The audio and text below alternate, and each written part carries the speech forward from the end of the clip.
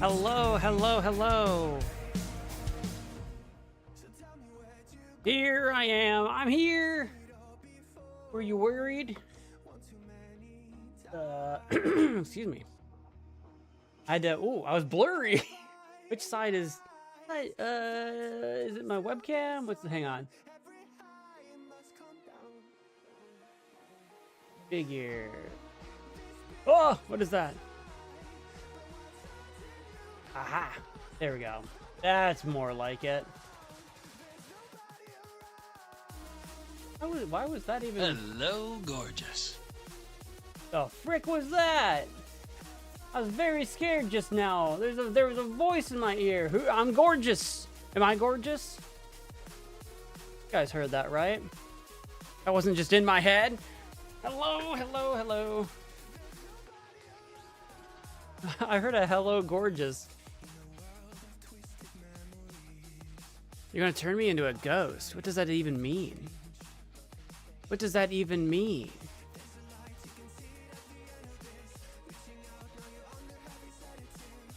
Hello, gorgeous. There it is! There it is again! Someone from the great beyond is trying to flirt with me. I'm gorgeous. Imagine that looking at you from down the bar. Hello. Imagine seeing that. It's Tuesday. It doesn't feel like a Tuesday. I don't know what day it feels like, but it doesn't feel like a Tuesday. Maybe a Wednesday? Maybe a Thursday? It feels like it's later in the week. It doesn't bode well. What? Was that a hoo-hoo? Or oh, was that a hello? Hello! Was that Mrs. Doubtfire? Hello! We're playing Phoenix Wright Ace Attorney today. We're starting chapter 4 called Turnabout Memories. We're starting Turnabout Memories today. We're on chapter 4 out of 5 in Trials and Tribulations. Trevor Phillips. Was that who that was? I didn't hear it very well. Case 4 is gold. Is case 5 platinum? Here we go, like case 1, bronze. Case 2, silver. Case 3, oops. Oh, what comes after silver but not gold? Hold on. I don't know. Case 4 is good though. People like case 4. I don't know anything about it, so we're stepping into a fresh new plot, a fresh new case. I didn't know what to title or thumbnail this stream because I don't know anything about it yet, right? I don't know the victim. I know Edgeworth is like on the cover of it. So we got Edgeworth things happening. Do you remember case 1? I remember that case 1 had Mia defending Phoenix Wright over, what was her name? Dahlia something or other was the murderer who killed, what was her boyfriend's name? I don't remember. Tony? No. I don't remember who the victim was. I know the prosecutor was Max Payne. Is his name Max? No. Something Payne, right? Payne? What's his name? Hang on. Am I just thinking? Max Payne is the name of a different video game franchise entirely, right? Hang on. What's the name of Ace Attorney Payne? Winston Payne. I knew Max was wrong as soon as I said it. Winston Payne. I know that was the prosecutor. Doug Swallow was the victim. Yeah, that's right. So I remember the majority of like the characters. I don't remember all the details exactly of what went down. Obviously, like Doug Swallow died after conversing with Phoenix Wright. It was something that Doug Swallow was like a physicist or something. I mean, it was in school, it was in college. So he was studying to be a physicist or something to do with electricity. He was the alchemist. He was the grand alchemist of the college or something like that.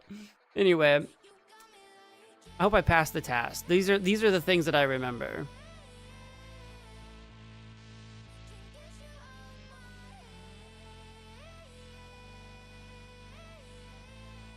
I'm gonna go ahead and minimize that. I'm gonna move these. I'm gonna go ahead and get the game booted up here. Phoenix Wright, Ace Attorney Trilogy. I cleared recipe for a turnabout and got an achievement that only 15.8% of players have. That's wild. Only 15.8% of players have beat recipe for turnabout on this trilogy? That's crazy. That doesn't seem right.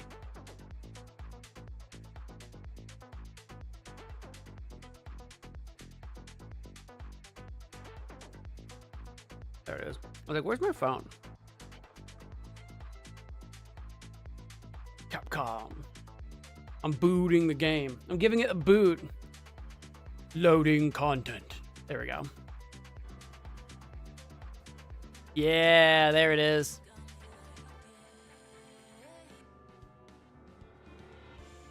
Dude. Dahlia and Hawthorne are both flowers. I knew Dahlia was. I thought Hawthorne was a tree. I guess I'm not a big botany guy, I suppose. Hey, Derica, welcome to the stream. Are we trialing today? I don't know what we're doing today. There might be a trial. We're at Phoenix Wright Ace Attorneying. A trial will probably be set up today. I don't know if we'll be in trial. Because, you know, sometimes you have, like, a bunch of, like, setup, you know, where, like, there's a lot of talking to different characters, looking at, like, the crime scene. I don't know if we're going to make it to trial today or not. We'll see. We're just starting a new case, though. New case. That's the important thing. Hey. Yeah, we finished the trial for case 3. You're bad? Don't worry about it. It's okay. It's okay, buddy. It's okay you don't remember. It's okay you forgot. It's okay.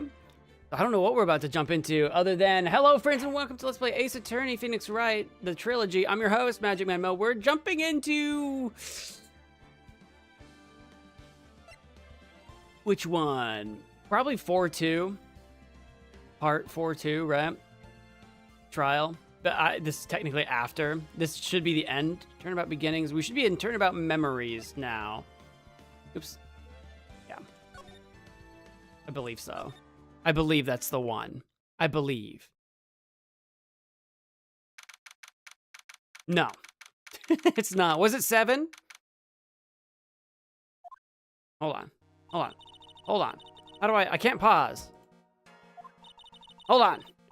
Shut up. I'm hitting escape. Okay. It wasn't letting me. Load. Try again. Try again. Was it 7? 7. Episode 4, Turnabout Beginnings? Is it called Beginnings or Memories? What the frick is this called?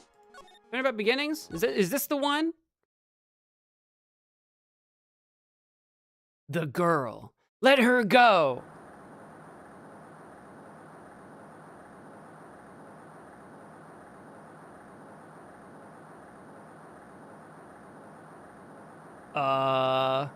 Shut up! Come closer, and I kill her!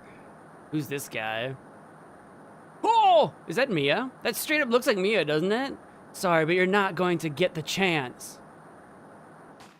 Bang! Oh! Imagine she shot the kid. No! But they're dead. Or are they? Phoenix? I'm reading through the file of an old court case. It was the first case of my longtime mentor, Mia Fey. Was he in a hospital bed? Did that look like a freaking fugitive data? Picture, name, Terry Fowles. Charge, kidnapping, murder, sentence, death penalty. A crazy tattoo. Fugitive movements. After escaping, Fowles met with and then murdered Sergeant Valerie Hawthorne, recaptured on Eagle Mountain about 8 hours after his escape.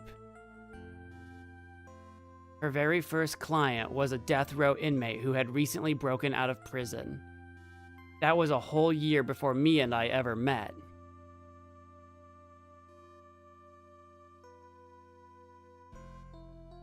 6 years earlier, Mia Fey, first trial.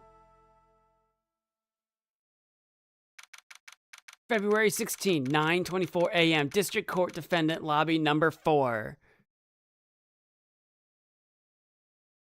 Turnabout Memories was the name of the first game. Did I name this stream correctly? What's the name of this stream?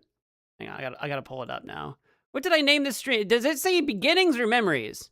It says memories, doesn't it? God bless it. Is it, what the frick is this? Hang on, case for trials and tribulations. Is this frickin' Turnabout Beginnings? I don't have the frickin' stream named correctly. Nobody even said anything. Y'all just let me be an idiot. Y'all just let me be stupid. Beginnings. It doesn't help that every single case is called Turnabout something. God darn it. Everything's wrong. Everyone's gonna think that I'm playing case number friggin' 1. I'm on case friggin' number 4. I'm literally gonna go change everything real quick. Beginnings. Golly. Golly. I cannot believe this. Unacceptable. Unacceptable, I say.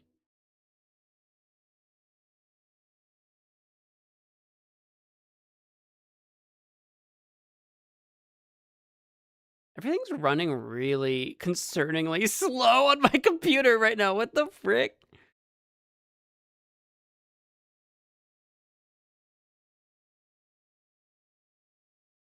Everything's running so slow. Hello?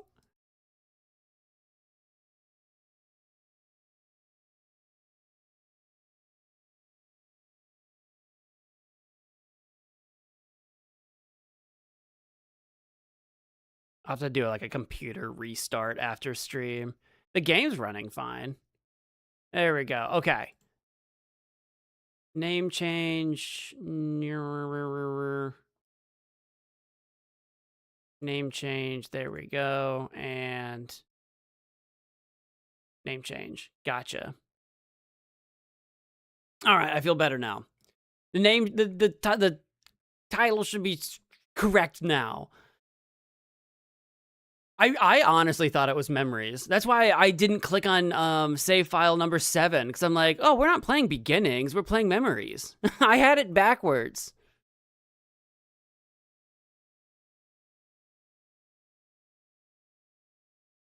How dare they call the 4th case beginning? All right, here we go. February 16, 9:24 a.m. District Court, Defendant Lobby number 4. Oh, I'm so nervous. I feel like I'm going to die.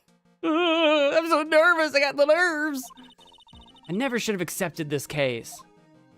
Oh my gosh. He's holding that ball like it's a bowling ball. That weight. Eek. Good morning. Don't be so jumpy, Mia. I didn't do nothing. I swear, I didn't kill nobody. Terry Fowles. I don't know if it's Falls, Fowles. Fowles would be like with an O. Falls. Terry Falls. Terry fell. Terry fell over. My first client. Sentenced to death 5 years ago, and now a prison escapee. You can't blame the guy. Just relax, Mia. Make small talk and try to relax him. So why did you escape anyway? I'm sorry. Eek, I'm sorry. He's eating the ball. That's not a donut hole. I didn't do nothing. I didn't kill nobody. I never lie. I didn't escape from nowhere. But Mr. Falls, the police just recaptured you 2 days ago. Sorry, I told a little lie. Okay, we're off to a great start then. He's crazy and a liar.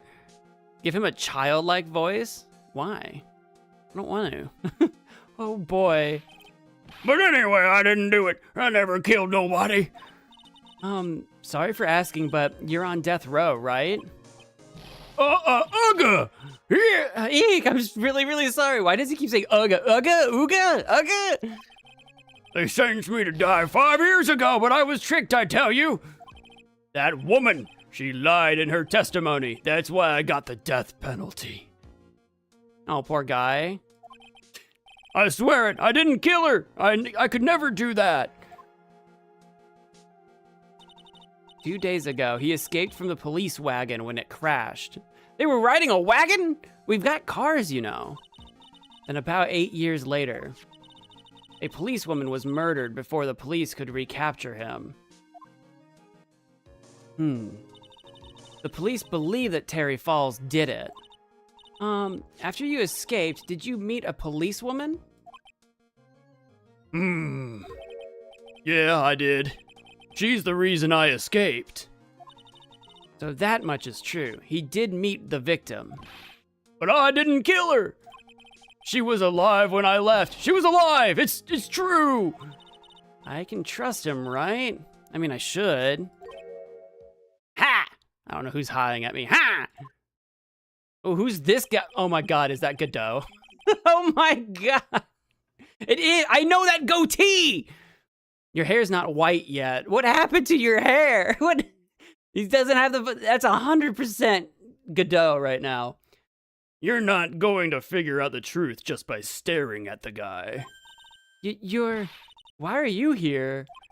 I came to see how our little kitten was doing all alone in the big scary lion's den. Is he calling me a kitten? That's not Godot. Godot wears green. Well, in the future. Doesn't it look like him, though? This is the past. Maybe it's like a brother or something. I think it's him. I think that smile, that smirk, I've seen this. And a visor. Well, something probably happens to... Okay, you're being silly. This is 100% Godot. I thought maybe you'd like someone to play with. Where is Mr. Grossberg? Huh, that old man is probably still in bed. I bet he's clutching an empty bottle and mumbling in his sleep. I didn't know Grossberg, I didn't know he was a heavy drinker. Armando? Aren't I good enough? After all, it's me, Diego Armando. Diego Armando? That's not Godot at all. That's not Godot at all. Never mind. All right. Wait, Diego Armando. He looks familiar, though.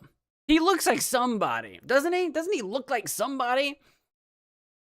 See, not Godot. I don't know if I buy it. I don't know if I buy it. Something's up. Something's fishy. Something smells here. And it's and usually when something smells, it's the butts. But I don't see Larry anywhere. I didn't say... So, Diego Armando, the finest attorney at Grossberg Law Offices, is here for me? No, no, no. You've got it all wrong. Today, you're the finest. He's hitting on me so hard, though. After all, it took an amazing amount of guts to take this case. Imagine. An escaped death row convict for a first client. He's like so meditative right now. Yeah, thanks. I sure wish I could get out of it, though. Ah, relax. I just heard some good news. Do you remember Diego Armando from the police report in case 1? No. The prosecutor for today is fresh out of his diapers as well. The prosecutor? Oh, who's the prosecutor? Diapers? Then it's not Payne, right? Really? However, unlike a certain somebody who I won't mention, he's earned the reputation as a genius since beginning his law career. I'm guessing it must be maybe Edgeworth being new at this, maybe? Wait, this was at what point in time is this yet? No, Edgeworth would still be in school, right? Did he graduate early, like before Phoenix? Genius. Well, it's about time to head in, kitten. I'd really rather you stop calling me kitten. This is weird. Sharpen those claws of yours. It's go time. You're weird, Armando. You're making me uncomfortable. A solitary confinement cell for the condemned must be the world's loneliest place. And that's what my client ran away from. Every other lawyer gave up on him, but not me. When I saw those overflowing eyes and heard that simple childlike voice, okay. All right, so he's got a child. Okay, all right, he gets a childlike voice. That fine. I just had the feeling that he was telling the truth. Fine, I'll give him a childlike voice. I don't know what that means yet, but February 16, 10 a.m., District Court, courtroom number 4. It is Edgeworth. I knew it. And they said out of... Whoa. It's this judge again. Because this is not... Right, this isn't Judgy Udgy. This is just some other random judge, right? Surely. Because, our judge that we know isn't gonna... He's, like, bald up top. He does have a big beard, though. Court is now in session for the trial of Terry Falls. Is Judge Budge. Judge Hudge? Budge? Booge? Bugdy? Judson Hudson? The defense is ready, Your Honor. The prosecution has been ready for a while, Your Honor. He does look kind of different, actually. They, like, smoothed out his face or something. I can't quite put my finger on it. It's something around... There's something smoother about your face. I can't figure out what it is. Does he have, like, eye lines normally or something? I understand the lawyers for both sides are newcomers. Yes, Your Honor. I'm Mia Fey. Miles Edgeworth, Your Honor. So you're the new prosecutor everyone is talking about, huh? They say you joined the prosecutor's office at quite an early age. That's what I'm saying. He must have graduated way ahead, right? Yeah, there it is. There it is. At 20, Your Honor. I guess our little kitten hasn't earned herself much of a reputation yet, huh? He's even holding the coffee mug, guys. It's Godot.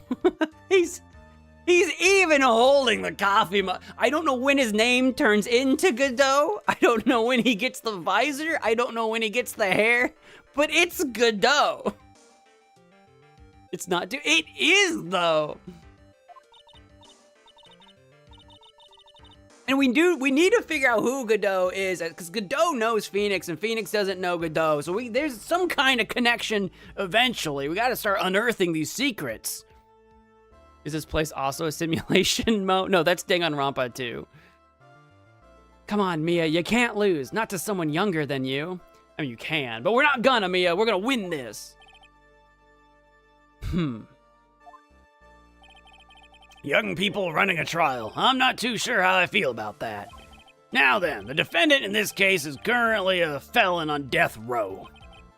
2 days ago, he escaped from a police wagon. Is that correct? Precisely. Drawn by horses.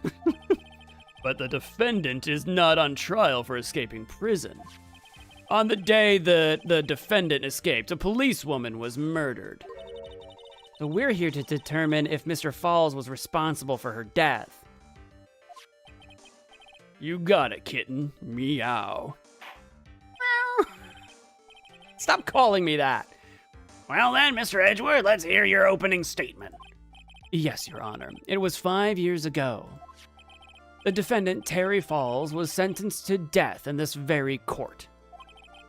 His crimes were kidnapping, extortion, and murder. The girl he threw off the bridge was only 14 years old. A truly horrible crime. I remember it well.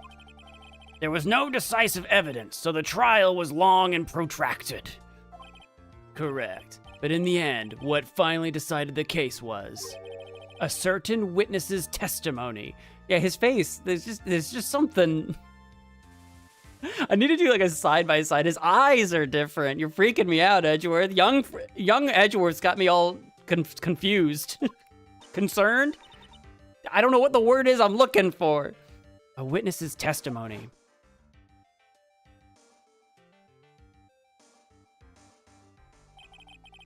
The testimony of Detective Valerie Hawthorne. Oh, okay, so that's Valerie. And you just, it's the angle, the like lack of definition in the face. I couldn't tell. So this is the policewoman that ends up getting killed later, I think. The testimony of Detective Valerie Hawthorne, the person who confronted this criminal. She arrested Mr. Falls at the scene and later testified against him. She said she witnessed Mr. Falls throw his young victim into the river. That was the kid! The kid did... I was joking earlier. I didn't know who fell into the river. It was the kid. Oh, God.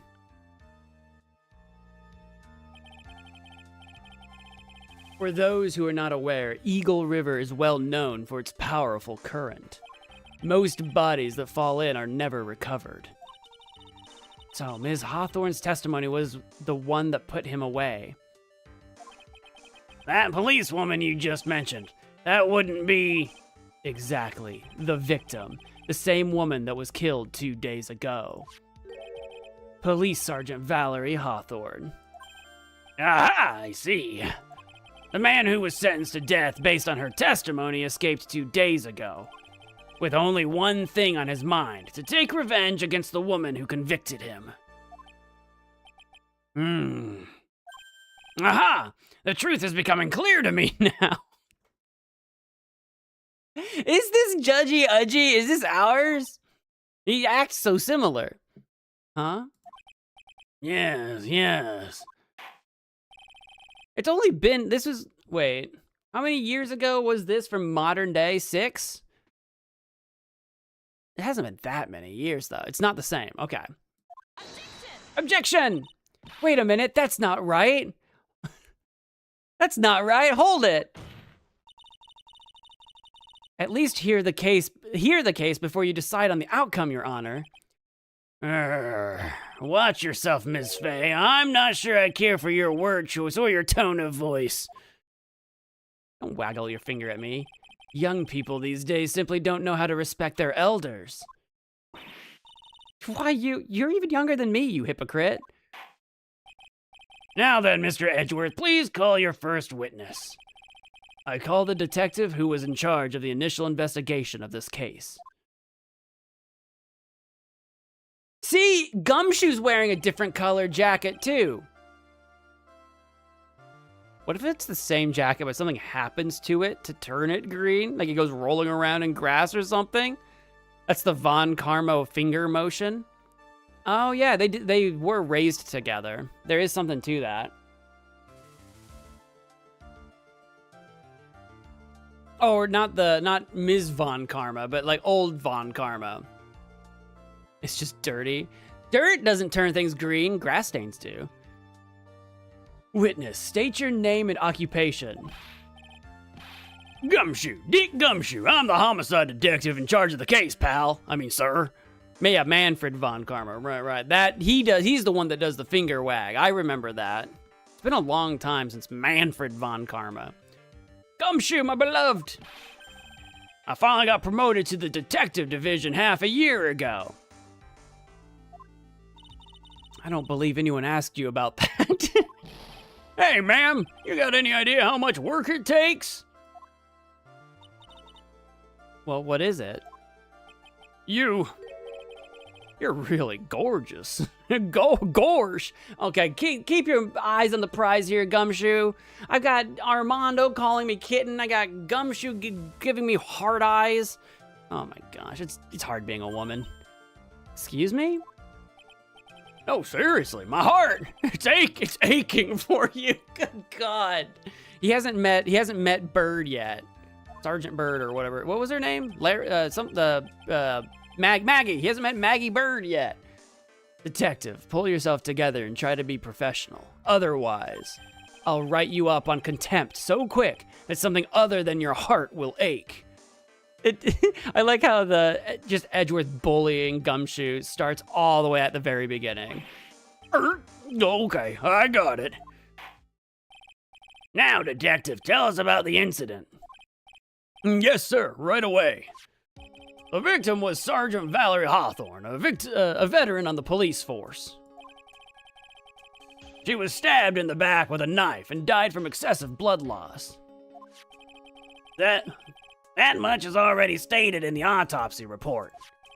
The court would like to hear more details about the incident itself. Yes, sir, I got you. Okay, let's take a look at this aerial map of the area here. Okay.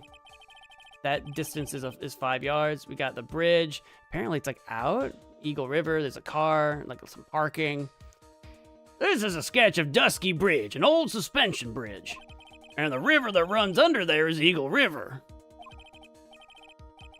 The victim and the defendant met there, on top of the bridge. After stabbing her in the back, the killer carried the victim back to his car. He was recaptured at a police checkpoint as he was trying to make his getaway, sir.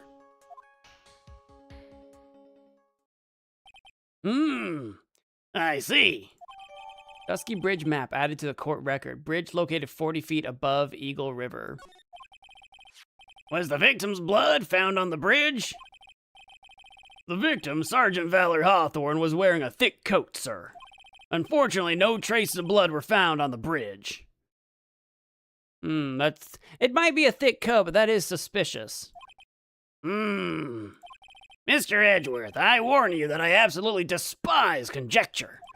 If there was no blood on the bridge, then you have no proof that they even met there. Your Honor.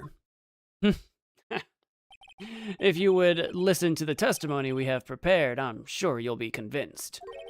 The two of them most certainly did meet on the bridge that day. Why, Mr. Edgeworth? I'm not sure I like you wagging your finger at me as though I were some hoser. Detective, proceed with your testimony. I appreciate a judge actually fighting back a little bit. Our judge always kind of rolls over when he's yelled at. Yes, sir. Here we go, Mia. Hang on. Okay, now, listen carefully, kitten.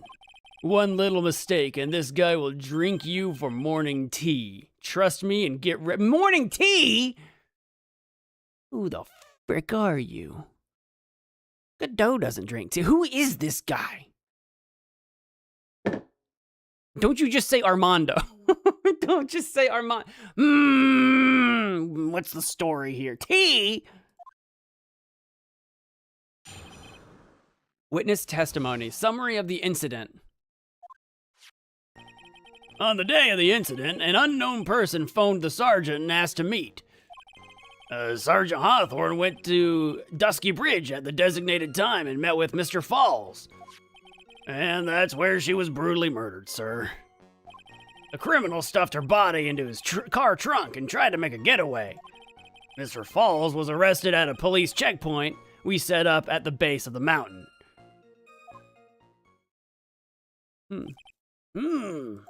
Well, you certainly have established the importance of that bridge. Naturally. Diego. Now, would the defense please hurry up and proceed with the cross-examination? Don't tell me to hurry, Your Honor. Yes, Your Honor. Cross-examination coming right up. Hey, settle down there, kitten. If you keep trembling like that, you're gonna make me spill my coffee. It is coffee! Why the frick were you talking about tea before? I don't want you to ever say the word tea again, Armando, if that is your real name. I'm not trembling. It's just cold in here. Ooh, chilly. You know. Women, they're always cold. Am I right, fellas? The courtroom can be a cold battlefield, all right, especially for a beginner. I don't need you to worry about me. I mean the defendant, the witness. Everyone's a beginner here. You got me there. But maybe you should keep your claws out and show them what you've got, kitten. It's okay, Mia. Stay calm. Just remember those court procedure videos you stayed up all last night watching. Cross-examination summary of the incident. On the day of the incident, an unknown person phoned the sergeant and asked to meet. Hold it! This unknown person, you have no idea who it might be, right? Sorry, but I'm afraid I do. What? The one who called Sergeant Hawthorne was the defendant, Terry Falls. What? The defendant? The defendant called her? Sergeant Hawthorne was a very thorough person, sir. She left a note about her phone call with Mr. Falls. A note? I want to know what's on that note. Yeah, a top secret memo that she left in her desk. Victim's note added to the court record. Confidential police materials written by the victim. According to this note, it seems the one who called her to the bridge was indeed the defendant, Terry Falls. Whose bright idea was it to keep that note from me? Yeah, I'll check the court record in just a sec. Huh, looks like the judge is even more sure of his verdict now. Listen up, never ask a question if you don't already know the answer. It's that detective's fault. He's the one that said unknown person. That's true. He said unknown and then he knew. We were set up. It was a trap. It was bait. It was bait and we got trapped hook, line, and sinker. What's that note say? February 14, Valentine's Day, 1:21 p.m. Falls, 4:30 p.m. at that bridge. Wear white scarf for identification. Talk to Dahlia. Tell her this time the whole truth must come out. Interesting. Interesting.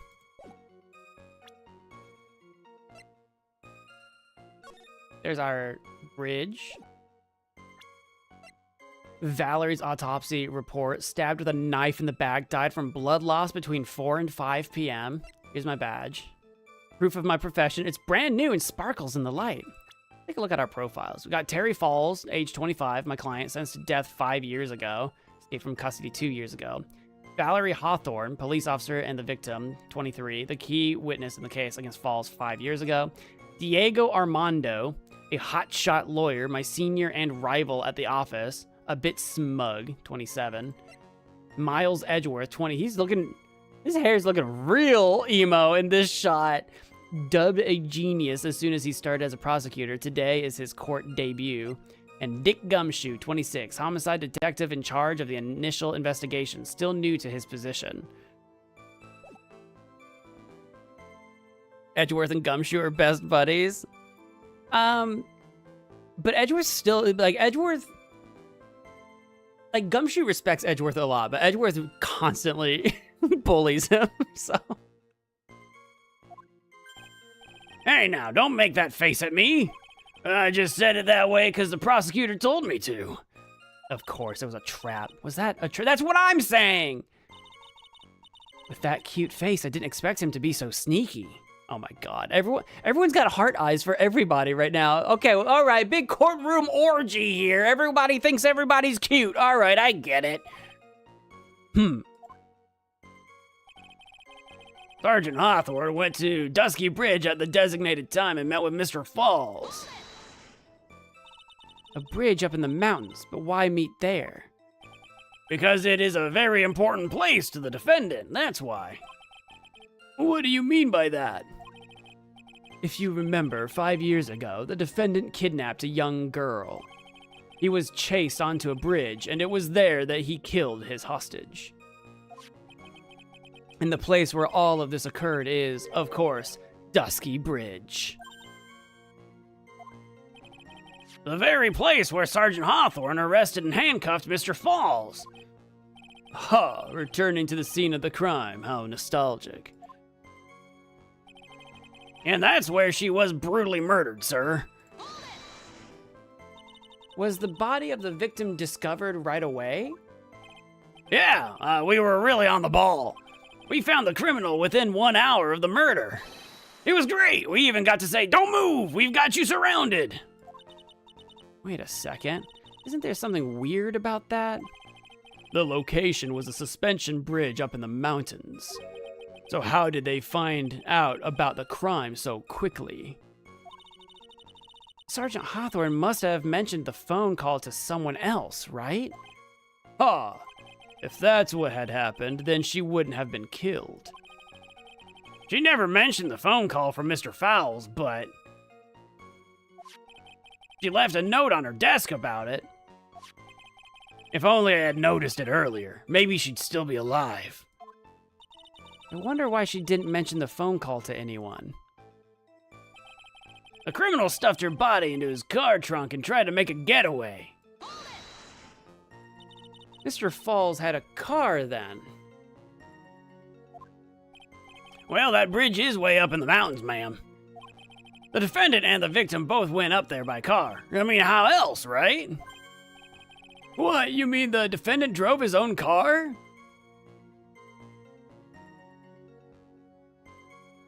I mean, they wouldn't have ridden together, right? Because if they did, why, like, he could have murdered her anywhere. He wouldn't have had to do it on the bridge. He wanted to meet, so yeah, they would have had to both drive a car. Do we have 2 cars? Because you have the defendant's car that he tried to get away in, then you would have had, what was her name? Valerie? We would have had her car up in the mountains still, right? No, of course not. It was stolen. That's awfully convenient. He stole it from a young couple that had been waiting at a red light. Oh, he didn't have his own car. He stole a car from a young couple, and he used that to drive up to the mountain. Got you. I follow now. Car thieves. I'm not sure how I feel about car thieves. This guy's sure about how he feels about it. Anything? This is a photo of the stolen car's trunk. I mean, that's a body, all right. What happened to the lock or whatever? That seems ominous. Naturally, that's the body of Valerie Hawthorne in there. Where was she stabbed? I know you said that she's got a thick coat. Was she stabbed in the back? I don't even see a rip in the coat where a stabbing would happen. Wait, what was the autopsy report? Yeah, stabbed in, okay, yeah. She was stabbed in the back. How was she stabbed in the back? Why did she turn her back on, something, okay, yeah, it's fishy.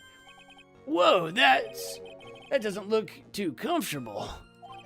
Crime photo added to the court record. The victim, she was stabbed in the back, correct? Yeah? Huh. For some reason, men always seem to get stabbed in the back. Men? Valerie... I'm so confused. Valerie's the one that got stabbed in the back. Valerie's a chick, right? We're talking about a woman here. Thank you, Mia. I'm like losing my mind. You can't tell from this photo, but the knife was stuck in her back, nice and firm. Yikes. It was still there?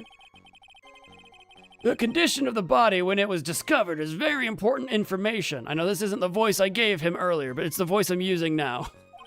Detective, was there anything strange or noteworthy in the trunk of the car?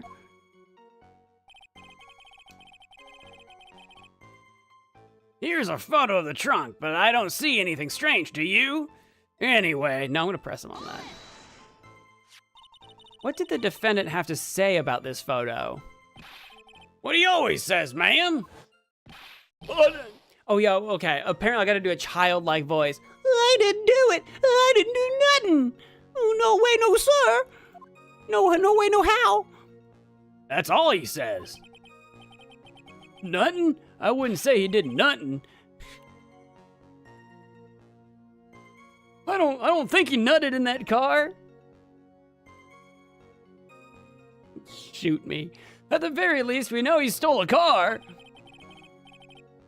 It's just what he always says, Your Honor, and then he always says... Sorry, I told a little lie. Or something like that. ... Well, in any case, it seems he was caught and arrested. Precisely. Mr. Falls was arrested at a police checkpoint we set up at the base of the mountain. That certainly is some impressive police work. Well, no, actually, it was way too close for comfort. We set up that checkpoint just after 5 p.m. We figured that Mr. Falls might just try to run. What do you mean it was too close for comfort? The two of them arranged to meet at 4:30 p.m. And it takes approximately 30 minutes to go from the bridge to the checkpoint. That was kinda close. Any later, Mr. Falls could have slipped a right by. Listen up, kitten. There's a big trap waiting for you in that testimony. Yeah, wasn't it supposed to be an hour travel, not half an hour? I don't know if that's a trap that you're talking about. Where was the check? Was the checkpoint at the base of the mountain? A trap? Walk into it carelessly and it'll leave more than just a flesh wound. Fun, huh? No, it's not. Well, if you want to have any chance at all, you'd better get some more information. And if you're going to get caught in a trap, it's best to get caught early. What does that mean? Huh? You can always look for contradictions afterwards. I mean, that was my plan. Press everything and then present when I had an idea what to do. The ever-famous contradictions. I sure hope I can find some of those. I've heard of these contradictions. I've heard of this. Okay, we've gone through all of the pressing.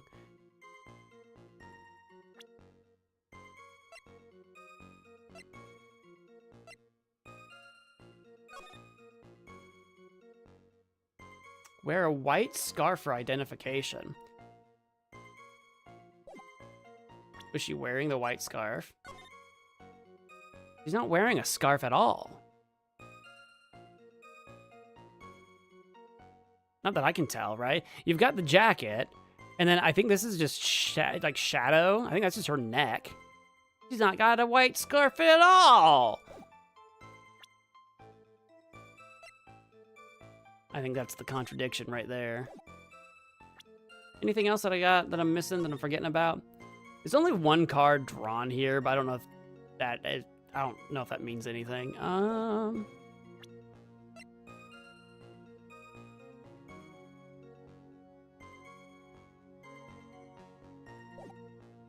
What about the trunk? What about the trunk? I just looked at it. What about the trunk? When at the designated time, that's where she was brutally murdered. Stuffed her into the trunk and tried to get away. Here's the photo of the trunk, but I don't see anything strange to you. I think right here, I want to go by victim's note. Oh, wait. Victim's note. This was written by the victim.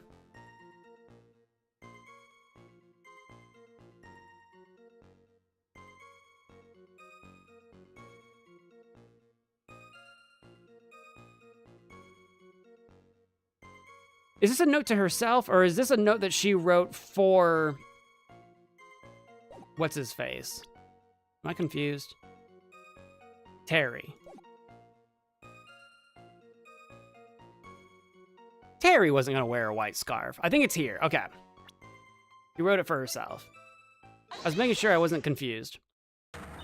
Witness! Witness me!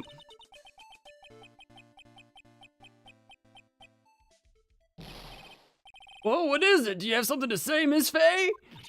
I'm sorry, I totally forgot what I was going to say. What do you mean you forgot? This is the first time I've ever had to actually address someone like that. You should have practiced before coming to court. Honestly, Miss Faye, I'm not sure I like this. Say there, little kitten. Want a piece of my coffee candy? Coffee? What the frick does that mean? Is that an innuendo? What does that mean? Candy? Well, you're still too young to be drinking real coffee. What does that mean? When are you supposed to start drinking real? We're all adults here. Come on, Mia, shake it off. You're a lawyer. Detective. Yes, ma'am. This photo. You said that there was nothing peculiar about it. Is that correct? Yeah, that's what I said. Well then, I suggest you take another look at the note written by the victim.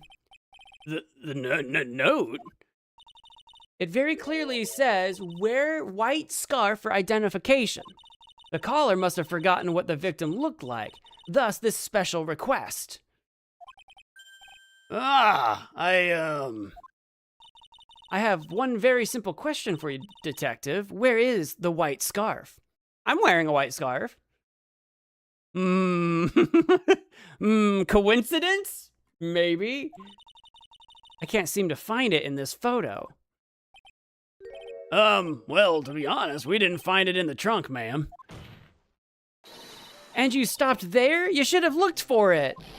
Ah! The caller told her to wear it to identify herself, so I'd expect she did just that. Well, Mr. Edgeworth, what do you have to say about this? I see the defense is a little lacking. I mean, hey, it's something. It's a start. The scarf you are searching so desperately for. Is it this one, perchance? I don't know. That looks blue to me. Are we having a serious case of the, white and gold or the black and blue dress situation? That looks blue to me, right? Does that look blue to you guys? That's blue. That's like baby or sky blue or something, right? Ah. Well, where did you find that, sir? On Dusky Bridge. I was there first and decided to conduct my own investigation. Why didn't you tell me? I made a decision to keep all pieces of evidence in my personal satchel. It's the safest place I know. That hot shot sure has a flair for the dramatic. It's not exactly white as the caller requested. That's what I'm saying! But as you can see, it's close enough for what it was intended for. I don't think close enough is good enough for me. It looks like it spent some time in the mud. I was wondering if that was dried blood or mud. I wasn't sure. Not surprising. It was drizzling on the mountain that day. Prosecutor Edgeworth, he was intentionally hiding that scarf the whole time. He was. It was another trap. He's laying all these little traps for us to make himself, look better. The court will accept the scarf into evidence. Scarf added to the court record. Worn by the victim at the time of the incident. Found on Dusky Bridge. Okay. Now, if the attorney for the defense is finished embarrassing herself... I do have a follow-up question, though. Did she take off the scarf? Did Terry take off her scarf? Are we saying it fell off of her? You know what I mean? Why wasn't it on her body? Why was it removed? That doesn't make sense to me. I'd like to move on with the testimony. That is all right with you, isn't it, Ms. Fay? Boy, would I like to wrap this scarf around his smarmy little neck. Very good. Now, if we're done with this mud-covered scarf business, the prosecution moves to establish conclusively, and with hard evidence, that Ms. Hawthorne and Mr. Falls did indeed meet on that bridge that day. Further, we will show exactly what occurred there. That sounds quite promising. I can't wait to hear all about it. Everything is moving at his whim. Don't forget, kitten, there's a reason why everyone considers this kid a genius. Genius, huh? Witness testimony. Events on Dusky Bridge. Actually, there's an eyewitness who was there when the incident took place. This photo was accidentally taken by the witness. It shows the Vic wearing the scarf, sir. See, that's what I mean. It is wrapped around her. It wasn't going to just slide off that easy, right? Where's her hat? I don't remember seeing her. Her hat could have fallen into the river. That's believable. That's very believable.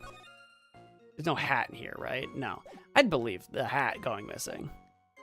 But yeah, there's Terry with his ball and chain. It was drizzling that day. Unfortunately, it's a little hard to see what's going on. The only thing that's hard to see is technically Valerie's identity. We've had people swap bodies before. Is that actually Valerie? Is it someone else? Who knows? Was there a switcheroo that happened? But so far, and then we can't actually see Terry's face. But everything else is actually pretty clear. Anyway, the criminal shoved the victim down from behind and stabbed her in the back. Yeah, you want to stick? Do I have that? I don't have a photo of that right now. You want to go with that? They were facing each other, and then he shoved her down from behind. So at some point, she must have turned around for some reason. I mean, I guess this bridge is busted on the one side. So if they met here in the middle, but which side was she on? Was she closer to, I don't know. Yeah, there's something very sus here. That must have been when the scarf fell off. Yeah, something's not adding up. Why did she turn around? At what point did that happen? Looking at this photo. Yeah, let's take another look at it. You really get the sense that this bridge is very high up. At least 40 feet, apparently.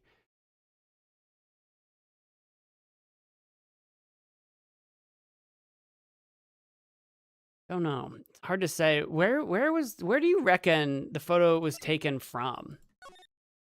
Like here? Going out that way? In which case, if that's true, and I don't know if it's true, if the photo was taken from here looking this way, then Valerie would have been over here, and Terry would have been over here, and Valerie would have had no reason to ever turn around. But maybe the witness was actually, I mean, not the witness, well, yeah, the witness. Maybe the photo was taken from like over here. Or over here or over here or something. I don't know. Where was this photo taken? Can't tell. It is about a 40-foot drop from the bridge to the Eagle River down below. Mr. Edgeworth, who took this photo anyway? Let's just say that it was a well-intentioned third party. It's gonna be frickin' Lotta Hart. That was her name, right? Who was the photographer? Lotta? It's gonna be frickin' Lotta Hart. Aha, a potential witness. So why isn't this person in the courtroom? Well, they said they absolutely did not want to testify. The person in question is very delicate, Your Honor. A delicate person, huh? Besides, as long as we have this photo, we see no reason to compel them to testify. I'm not sure how I feel about that. Witness's photo added to the court record. Yeah, I don't know how I feel about that either, because this whole thing could have been a setup. Delicate. Delicate like a flower? Was it Dahlia? Was it Dahlia? Dahlia was mentioned in that note, so. So as you can see, Terry Falls had both the motive and the opportunity. I think it's quite clear at this point what happened on that bridge. Aha, the truth is becoming clear to me now. Huh? Yes, it's quite obvious. He's clearly guilty. No, not again. That's not fair. I haven't even done my cross-examination yet. What do you mean, Cross-examination. Events on Dusky Bridge.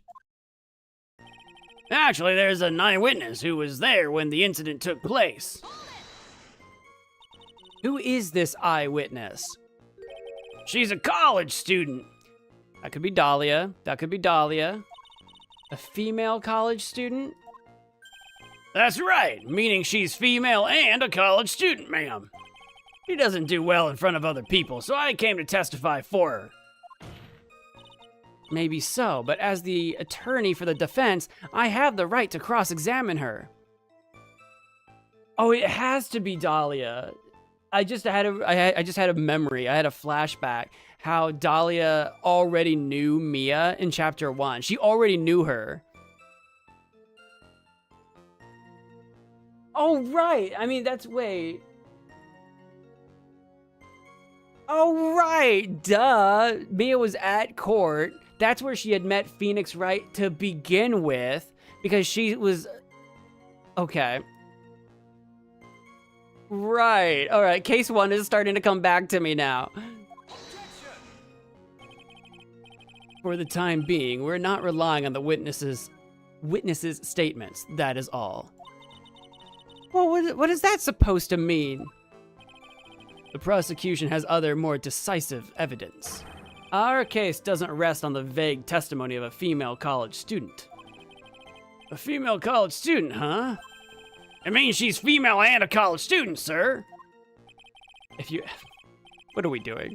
If you absolutely must hear her testimony, you'll have to give us a good reason why. Please tell us about the more decisive evidence in question. This photo was accidentally taken by the witness. Accidentally? How do you accidentally take this kind of photo. I mean, I get it if there was a giant finger in the way or an accidental selfie or something like this, but this is clearly not an accident. Let's just be clear. Mia said that first trial traumatized her. I don't remember that part, but I'm starting to remember details about how Dahlia was absolutely in court before. I'm starting to remember detail, and I'm starting to remember that Dahlia wanted Phoenix to hang on to that poison or whatever it was, so I'm starting to remember that there were all kinds of weirdness going on in that first case. It shows the Vic wearing the scarf, sir. The victim is wearing a scarf in that photo, all right. So, about the witness who took this photo. What was this person doing all the way in the mountains? She was taking photos of wild flowers, apparently. There are many unusual types of flora on that mountain, Ms. Faye. People in the area say it's because of the spirits that live there. And so she chose a rainy day to do that? All right, sure, I totally buy that. Spirits? Now that you mention it, this photo. This cloudy fog-like thing. Is it a ghost? I don't believe it. What do you think he means? What cloudy fog thing? What do you think he means? No, Your Honor, no, I don't think it's a ghost. It was drizzling that day. Unfortunately, it's a little hard to see what's going on. Drizzling, huh? That's right, there was a light rain coming down. The whole place was dreary. But not as dreary as the mood that's in this courtroom right now.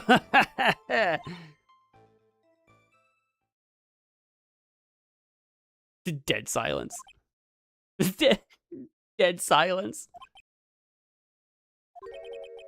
Looks like a cold front just moved in. In any case, the point is that the area was quite damp. There was even some fog. I even slipped and fell while I was on the bridge. It was really something. Yeah, don't do that. That's dangerous. Anyway, the criminal shoved the victim down from behind and stabbed her in the back. See, I don't know about that. Is that part of the witness's testimony as well? Of course it is. He pushed the victim hard in the back and she fell down right on her stomach. Uh-huh. I remember that happening once myself. It was really brutal.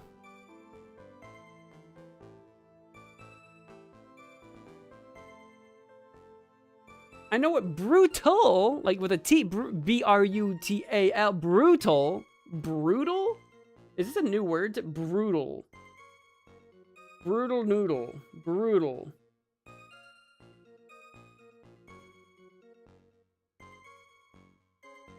There's a brutal griffin dog breed.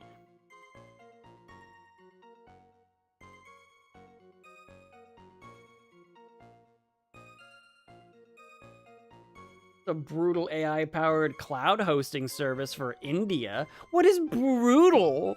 What does that mean? What does that mean? Are you talking about seeing someone get pushed, or were you the one getting pushed? I want to know what he means by it was brutal. What does that mean? I don't know what that is. Is that just a typo? Maybe it's just a typo. Or does it mean that you pushed someone down like that once? With his mind-boggling tales and the way he said brutal. Okay, all right, it is supposed to be brutal. But he said it weird? I mean, I say brutal too. I in my accent, it is kind of like a soft D instead of a hard T, but I wonder if he's Canadian. Oh my God. No! Don't say that the way I say brutal sounds Canadian. Don't do this to me. Don't do this to me. The allegations. I will never escape the allegations that I'm Canadian. I say like this word, I say brutal. I don't say brutal. You know, but he's the Canadian judge. Oh my God. Hey, Korjan. Huh. Save your nasty look for the right person. Huh? Take a look. Poor baby. The court record seems to have wet itself. What?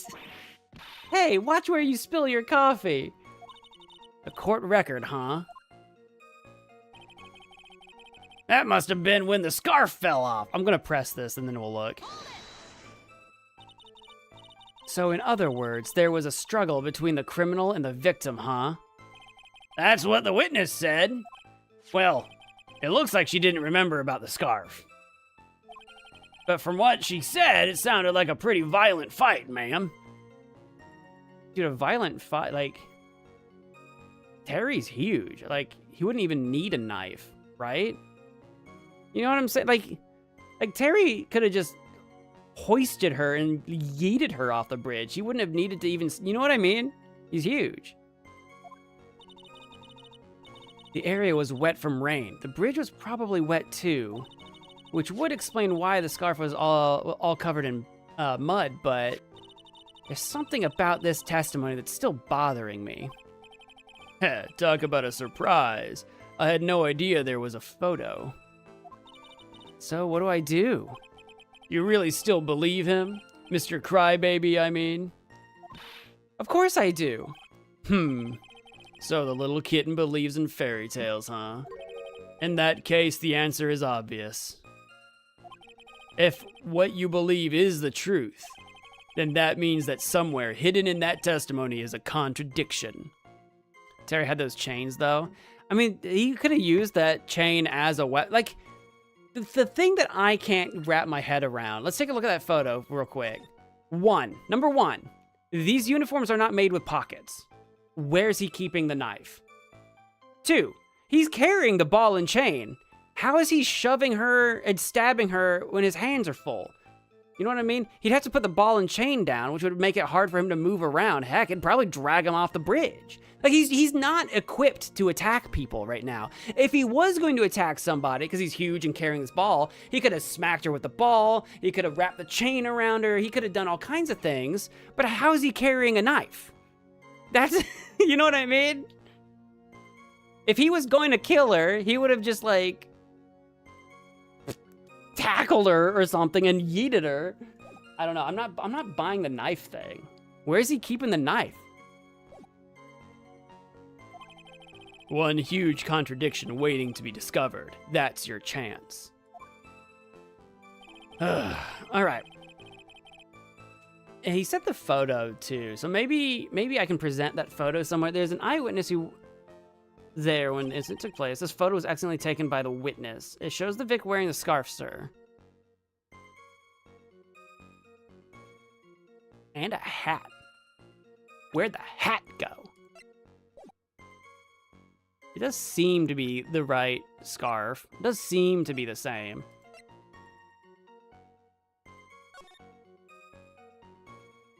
It does seem to be the same coat and, like, skirt situation.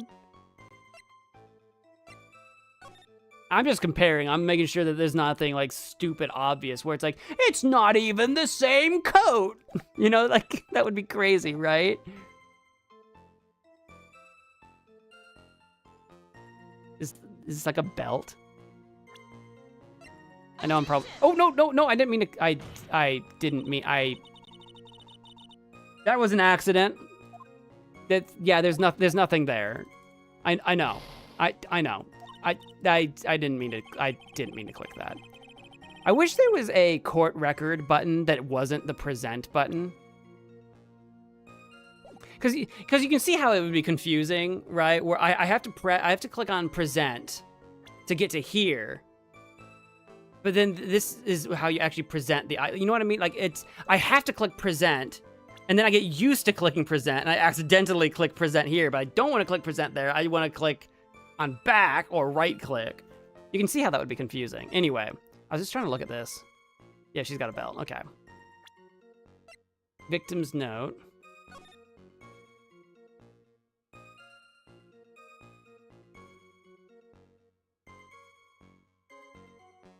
Talk to Dahlia. Tell her this time the whole truth must come out. That's not good. I don't know how we can, like, how I can convince Mia to focus on that, but...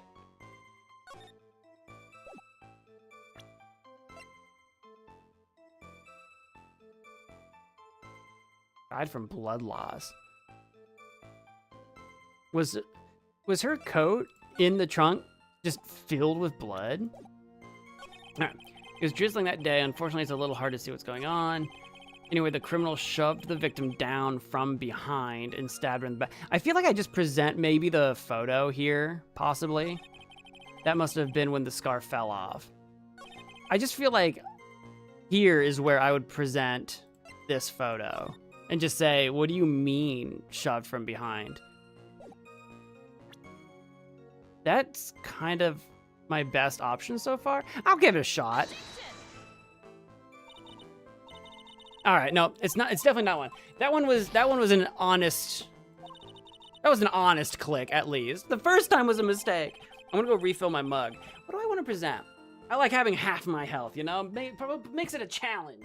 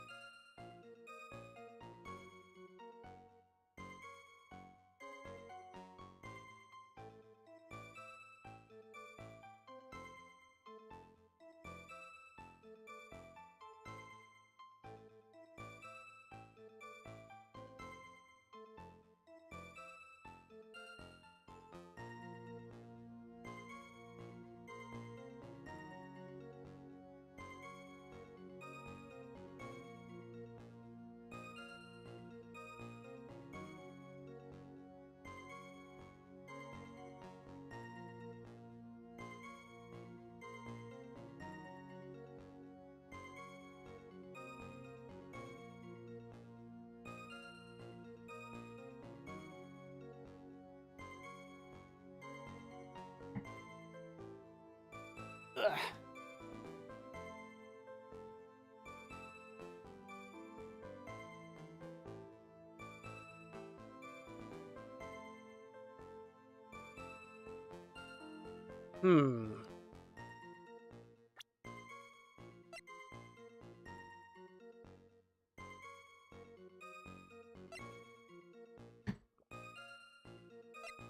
What am I missing?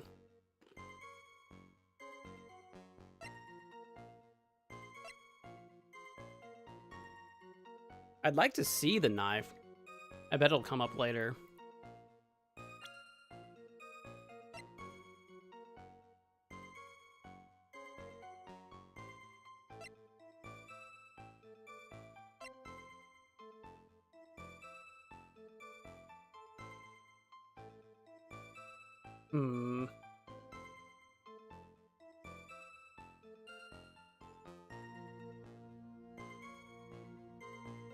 I don't have a lot of evidence. What's the contradiction? Contradiction that I'm looking for here.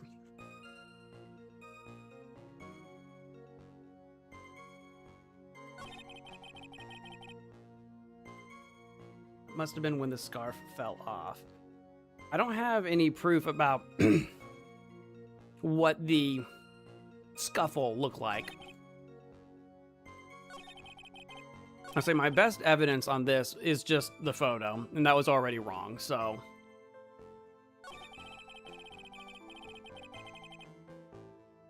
Drizzling isn't a contradiction. It is drizzling.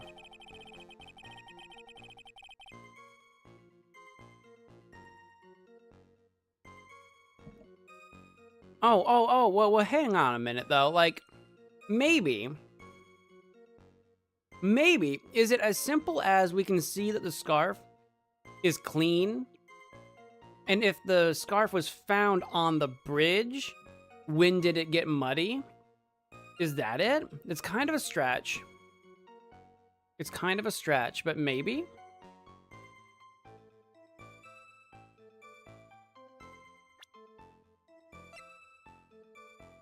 Found on the bridge. It's all muddy.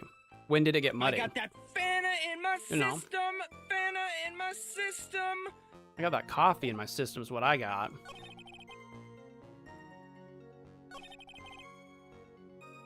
I think that might be it. Am I willing to take another hit? Let's do it. God darn it. You know, there's so little to go by that you would think that I have so few options here that it would be easy. Like, but I'm not. What am I missing here in this story? What am I not understanding? Everything's on the up, and you know what? Terry did it. I throw in the towel. Terry did it, guys. Terry murdered Valerie. Yep, that's what happened. Yep, I give up. Edgeworth, you win. The photo on the photo? Well, which photo? There's obviously only this photo. What do you mean? I've got the crime photo and I've got the witness photo.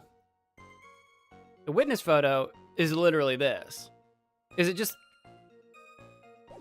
Is there a difference? Like, let's play spot the difference. I did not mean to click that. I didn't mean to fucking click that. I didn't mean to click that. I meant to click back. God dang it. That's the second time I've done that. God dang it. Well, now I got no HP. Should we try it? Should we give this a shot? God dang it. I did that twice. I'm actually really mad. I do want to know what happened to the back of the truck here.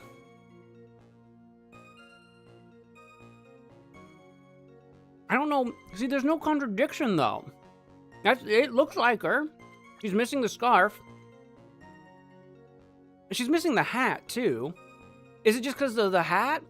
Am I going to present that photo just because she's missing the hat? We're going to bring up where's the hat? Is that it?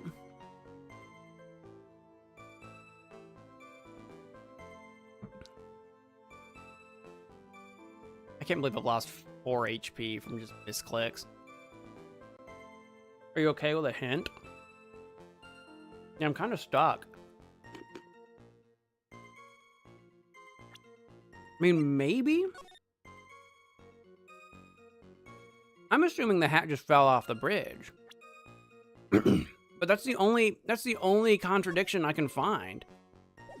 It's not even a contradiction so much as it's missing.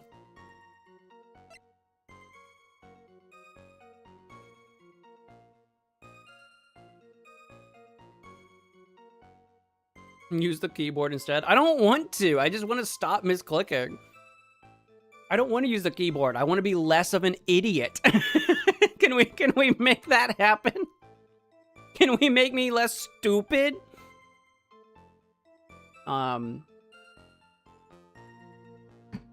Where's the mud if she fell forwards? Well, that's what I'm saying. That's what I'm saying. Also, well, why did she turn around? But that's a whole other question.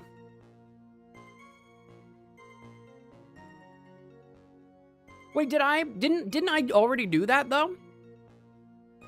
Didn't I already try Scarf? Maybe I didn't.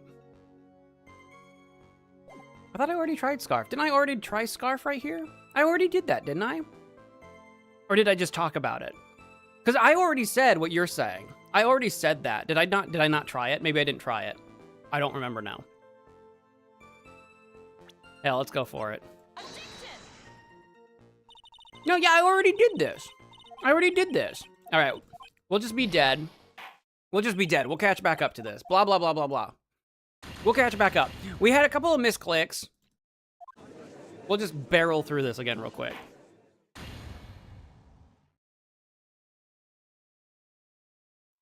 I'm not using keyboard. We've gone through 2 games and 3/5 of this one. I'm not using the keyboard.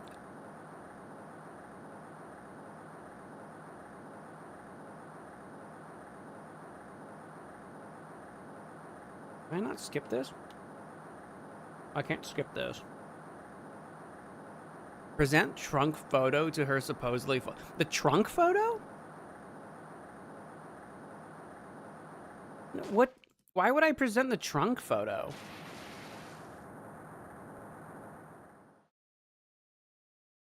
What's the connection there?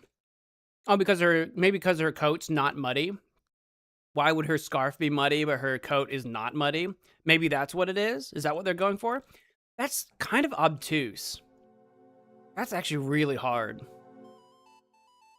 Maybe that's it, though. I don't know if I would have thought of that. Sorry, I'm enjoying, I can't skip this.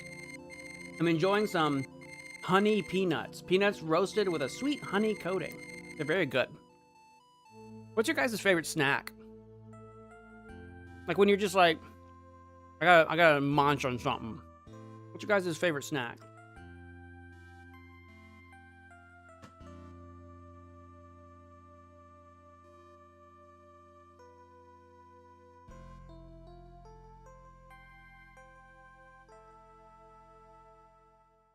Yeah, it's the mud thing. Then I feel like presenting the scarf on the photo should have worked, I feel like. Because we're basically saying the same thing, but we're getting there in different ways, you know? I feel like presenting the scarf on what it should have worked. Oh, well.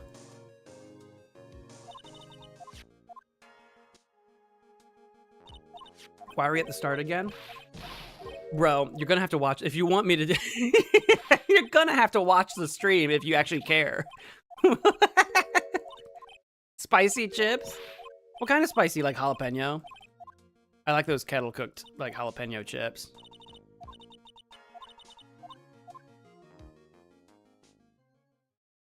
Spicier the better. I like a spicy chip. Are you talking like, I dropped a nut. Where did it go?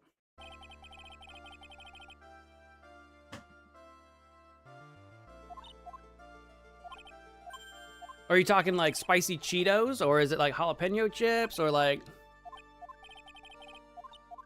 I like the red hot, like spicy Cheetos too, but I don't like the mess Cheetos make.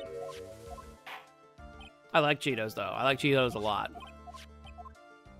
I'm just messy.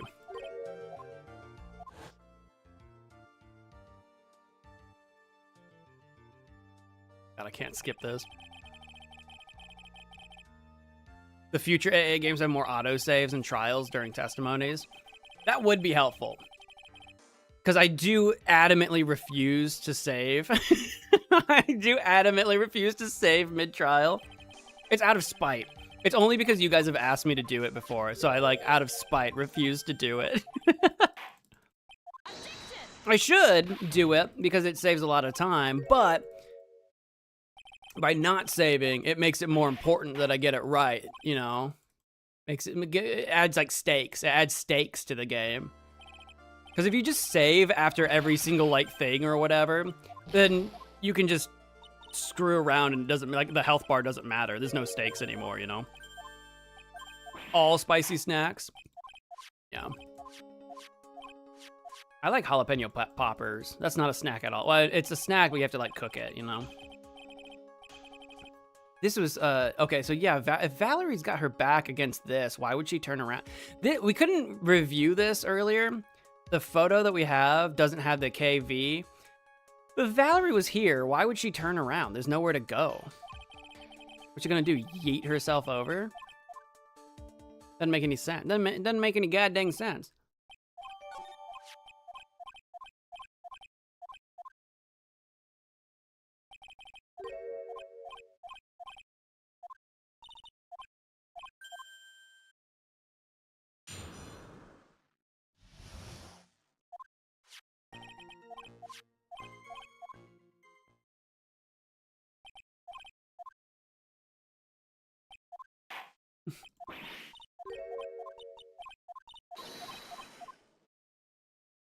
I have to press something here.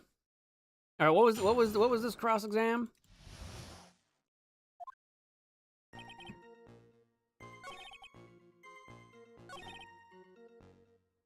Oh, I think I need to press on these because don't I get a piece of evidence in one of these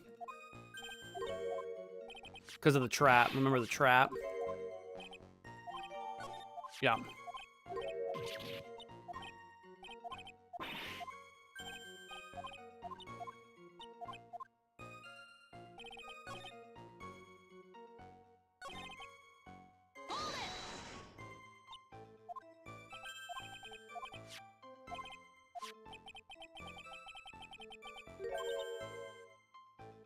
Did we lose Turbo? We never got a favorite snack from you, Turbo. What was your favorite snack?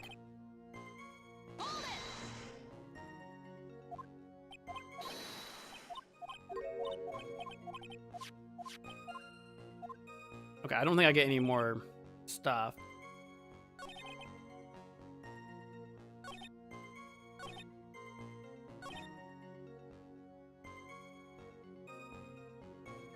Cheez-Its? Actually, I do remember. Wait, we did talk about Cheez-Its before, didn't we? Wait, maybe do we? Wait, maybe I do get one more thing out of this. We did talk about Cheez-Its because you're like they were worth the price. Did we talk about which Cheez-Its are your favorite? I like the white cheddar a lot, but the toasted are like classic. Oh, there we go. I needed that photo still.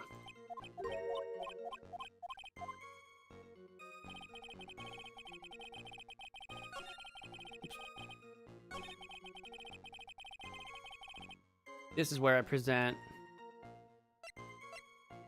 the note. Are Cheez-Its the square ones? Yeah, with the little holes in them, but yeah, the square like crackers. I know you like all kinds, because everyone likes all kinds, but which one's your favorite? Actually, how many kinds are there? There's the classic, there's the toasted, there's the white cheddar. Are there other flavors? That's all I can think of.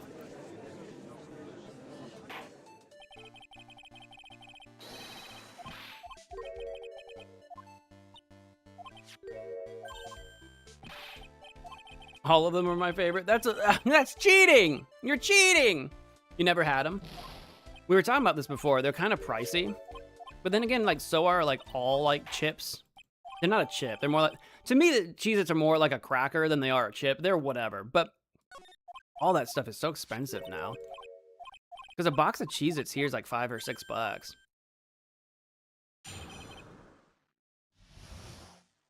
And again, are they pricey? In my opinion, they're pricey. Especially since I could eat a whole gosh darn box in like one go.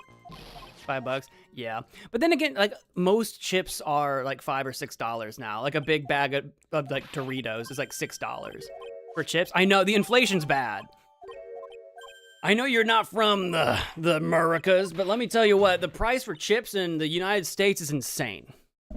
For branded ones. You can get like store brand chips for cheaper, but like a Doritos is like $6. Like Cheetos, $6. Cheez-Its, $6. Pringles are usually not as expensive. They're usually a couple of bucks. And a lot of places you can get deals. It'll be like buy 2 cans, get a third free or half off or something. Like there's a lot of deals on Pringles. Pringles are still pretty reasonable in most places if you're doing the deals. A regular bag of Doritos in Mexico is like 40 pesos or $2. Yeah, they're like 6 here. They're like insane. It might be 5. It's like $5 or $6. Do I have a way of like proving that to you guys? Like a photo I can hold up?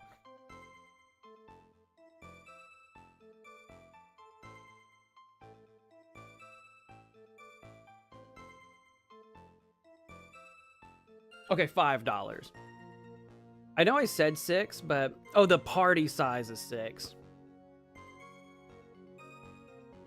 I have the Schnucks app on my phone. I have the Schnucks app. It's a grocery store. I have the Schnucks app on my phone, and a Doritos Nacho Cheese Tortilla Chips 9.25 ounces it's on sale right now, but it's $5. Right, just shy of. Can you read that from there? I don't know. It might be too tiny for you to see, but it's normally $4.94 there, and then like the party size of the same thing, which is 14.5 ounces, is like $6.50. 6.5, almost 7. That's Doritos at a grocery store near me. No wonder that's expensive. It's not a mega size. 14.5 ounces isn't even that much, honestly. Mega hyper size. Maybe it's my American brain, but like a party size is not. Like if you go to a party and someone brings one party-sized bag of chips, that is not gonna be sufficient. You know what I mean? But even the normal bag, the normal family bag is $5. It's too much. Yes, y'all have some extreme size stuff. 14.5 ounces is not extreme. No, sir. I don't have any. I would go get a bag and show it to you, but I don't, because it's so expensive. I don't buy any, so I can't show you. I don't have any. Where are we? Okay, this is where we were at, right? Oh, okay. I think we're back to where we left off.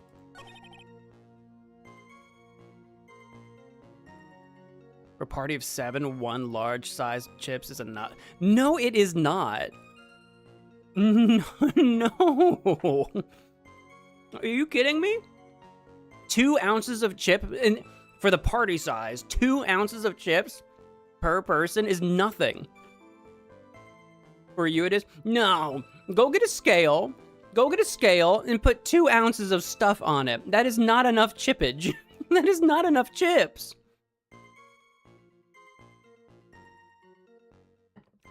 You're gaslighting me, and I'm not gonna stand here and take it. 7 people? Get out of town. That's insane. A party-sized bag of Doritos is like for 2 people, maybe 3. Or 1 me. I'll eat the whole darn thing, but like that's just because I can't stop. Y'all gluttons? No, you just don't know how to live. You're just jealous. But still, let's go back to the point though. The point is it's $6.50. And the regular one is still $5. And you just said in Mexico it's like 2. Let's go back to my original point. Inflation. Anyway. What was I doing the Oh, the falling forward, right? Where did you say she fell forward? Hello? Shoved from behind. So here is where I should present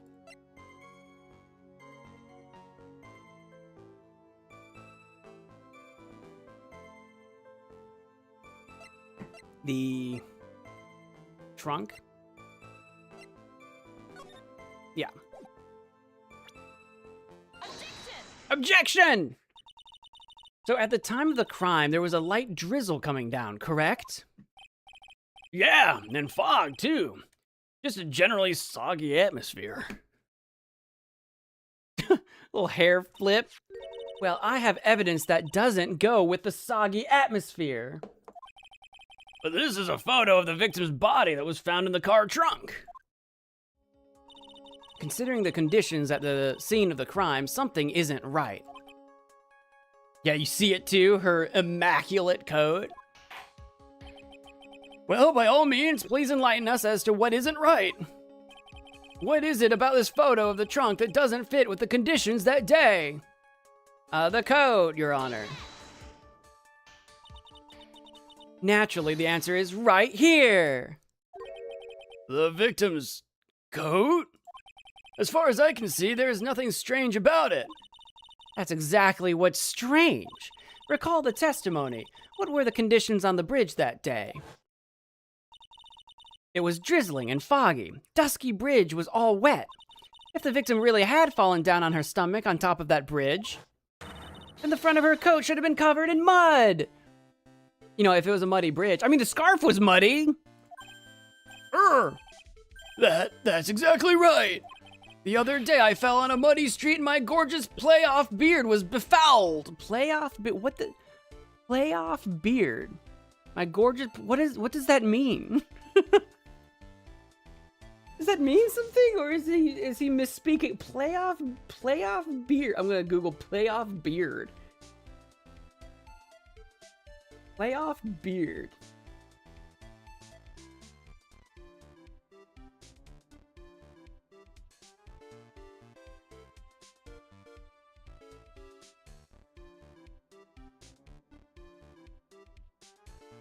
Okay, it has a Wikipedia entry. A playoff beard is the beard superstitiously retained by a male athlete who does not shave during playoffs. I'll be darned, it's got a Wikipedia page and everything. Okay, I'll be darned, he's got a playoff beard. Okay, I'll be darned. Hockey beard. Yeah, apparently it started with hockey. I don't know. I don't know anything about hockey. I've seen a few hockey games in my day, but I don't like follow hockey. So like, I'll be darned. I didn't know it. I didn't know anything about that. I learned something. I do admit that the crime scene was quite wet that day. However, that doesn't mean that the top of the bridge itself was muddy. If your honor had fallen in the shower instead of on a muddy street, your glorious hockey beard... Okay, I guess everybody knows about hockey beard other than me. Pride of the legal league would be wet, but not muddy. All right, but like, can we rewind to the scarf being muddy though, Edgeworth? Like, are we like really for real right now? Fortunately, I have yet to test that. Still, your point is well taken. Can you prove that the surface of the bridge was muddy that day? Brother, you are the one that gave me the scarf. The surface of the bridge, huh? A real man wouldn't stand for a taunt like this. I'm not going to. Give me a chance here, Armando. Neither would a real woman. Yeah, hell yeah, Mia. Hell yeah. I don't like Armando. Armando can kick rocks. I don't like him. He sucks. Of course I can. Here is the evidence that proves the surface of the bridge was muddy. The freaking muddy scarf. Are you kidding me, right, Meow? The evidence is this scarf. Oh! It should be obvious. If the scarf fell onto the bridge and got this muddy, it means that the bridge was obviously covered in mud. No, I can't be outwitted by this novice bimbo. Bimbo? It's hard out here for us women, dude. Mia? Oh my gosh. Hey, same to you, buddy. You like Armando because he looks cool? He looks cool, sure, but his attitude leaves a lot to be desired.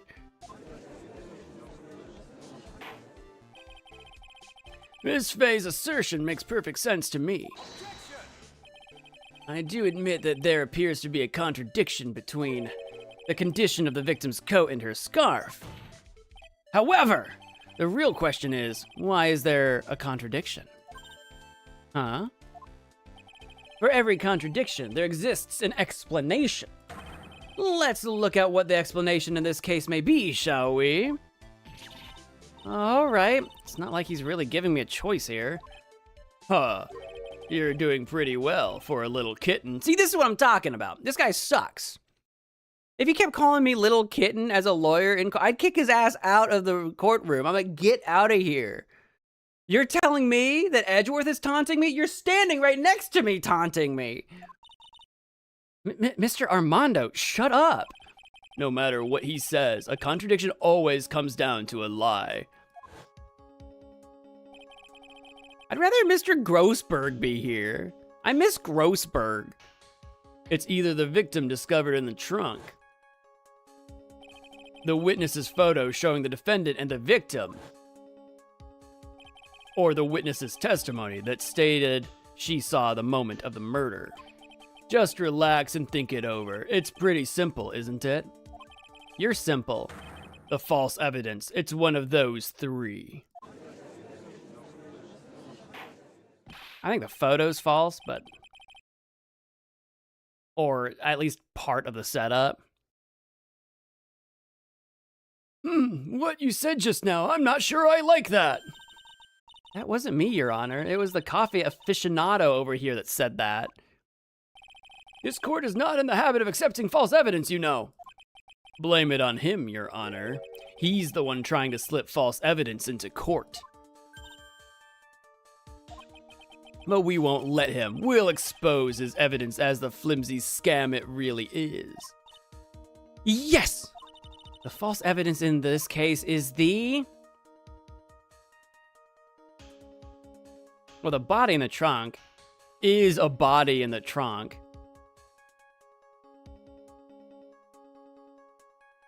The photo is at least a real photo. All right. I'm going with the testimony. That's the most like flimsy item of all of this. And we can easily rectify it by dragging Dahlia, the witness, into this.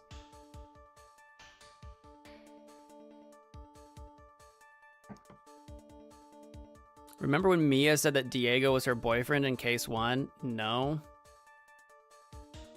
No, I do not. When would that have even ever come up? You have to remember, I'm not a super fan. I've only played up to this point, right? One time through. I'm not a super fan. I don't know. I've never...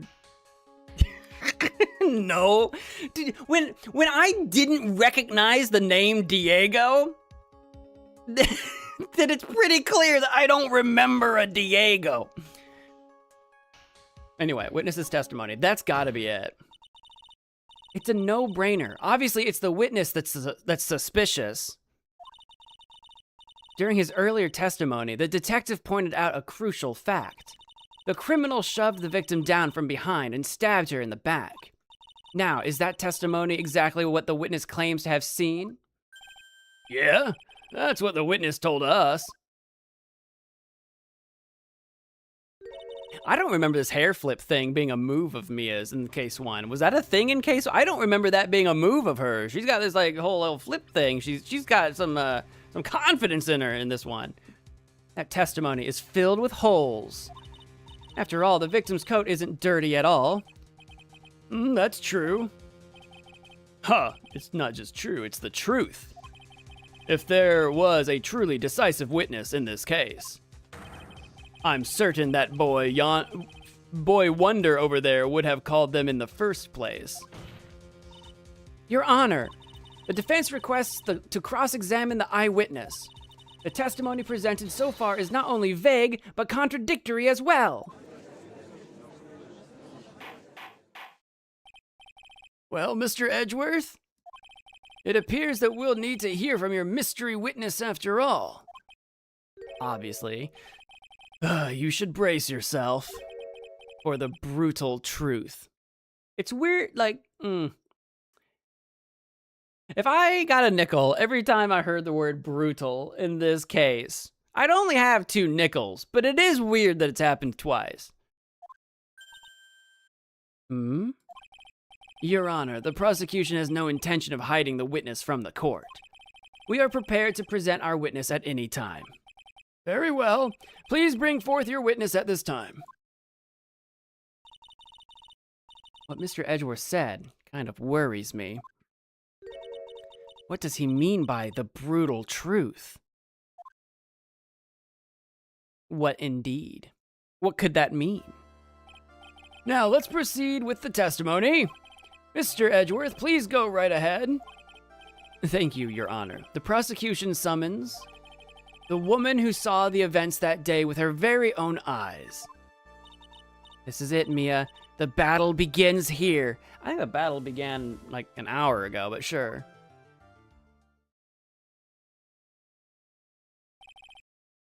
Witness, what is your name and occupation? It's her! It's the Dahlia!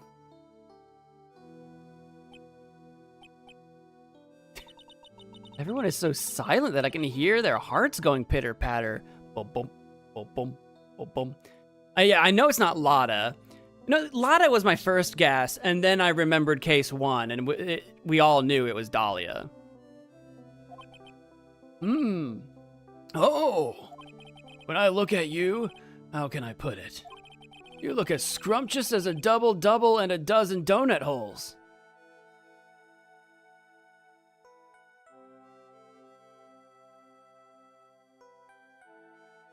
Is a double-double the name of a dessert, or is this another sports reference? Because, like, you've got double-doubles in basketball. And he made that hockey comment before in the playoffs and stuff?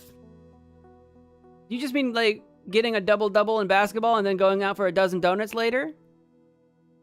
Or is double-double also the name of a dessert that I don't know? Looks like a what in a what? Donut holes are like, they're like, you know how a regular donut has like the hole in the middle? Well, there's like a little donut that is just like a little ball. We call those donut holes. So that's a dessert. The double-double, though, is like in basketball when you get like over 10 points and over 10 rebounds or whatever, because they're double digits. A double-double. A double-double is a coffee? Astro Dude, welcome to the stream. A double-double is a coffee? I've never heard of a double-double coffee. I gotta look this up. What's in a double-double coffee? I drink my coffee black. Double coffee. What's a double coffee? A popular coffee order. 2 portions of cream and 2 portions of sugar?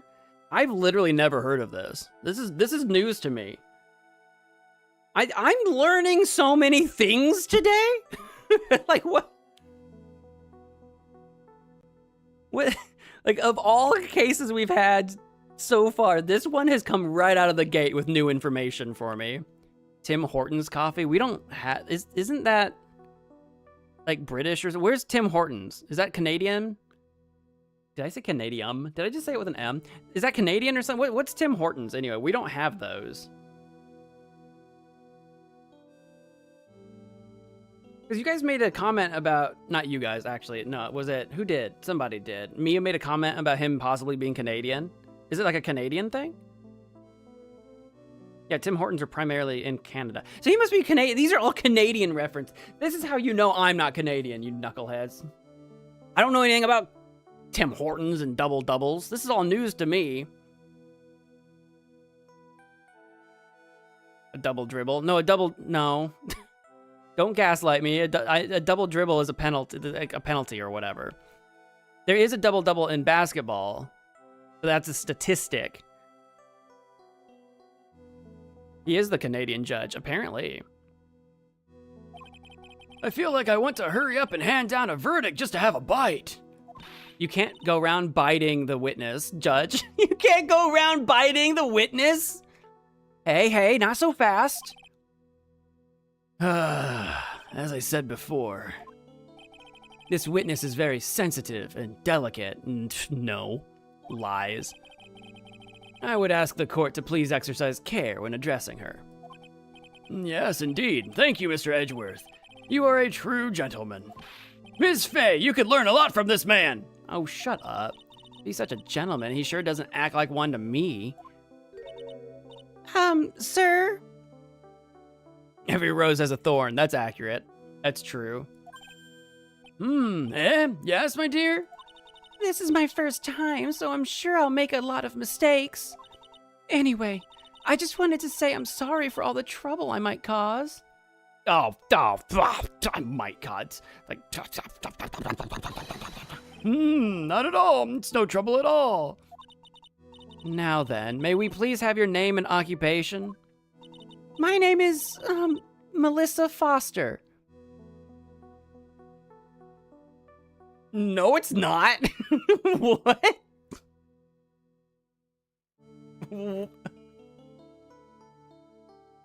First Armando, and now you? No one's using their real names! Or maybe they aren't using their real names in the future, but they are now. I don't. What the frick? I'm a college student, a freshman in the literature department. You were on the scene when the unfortunate event occurred, correct? And you were the one who took this photo? Is that accurate? Ah!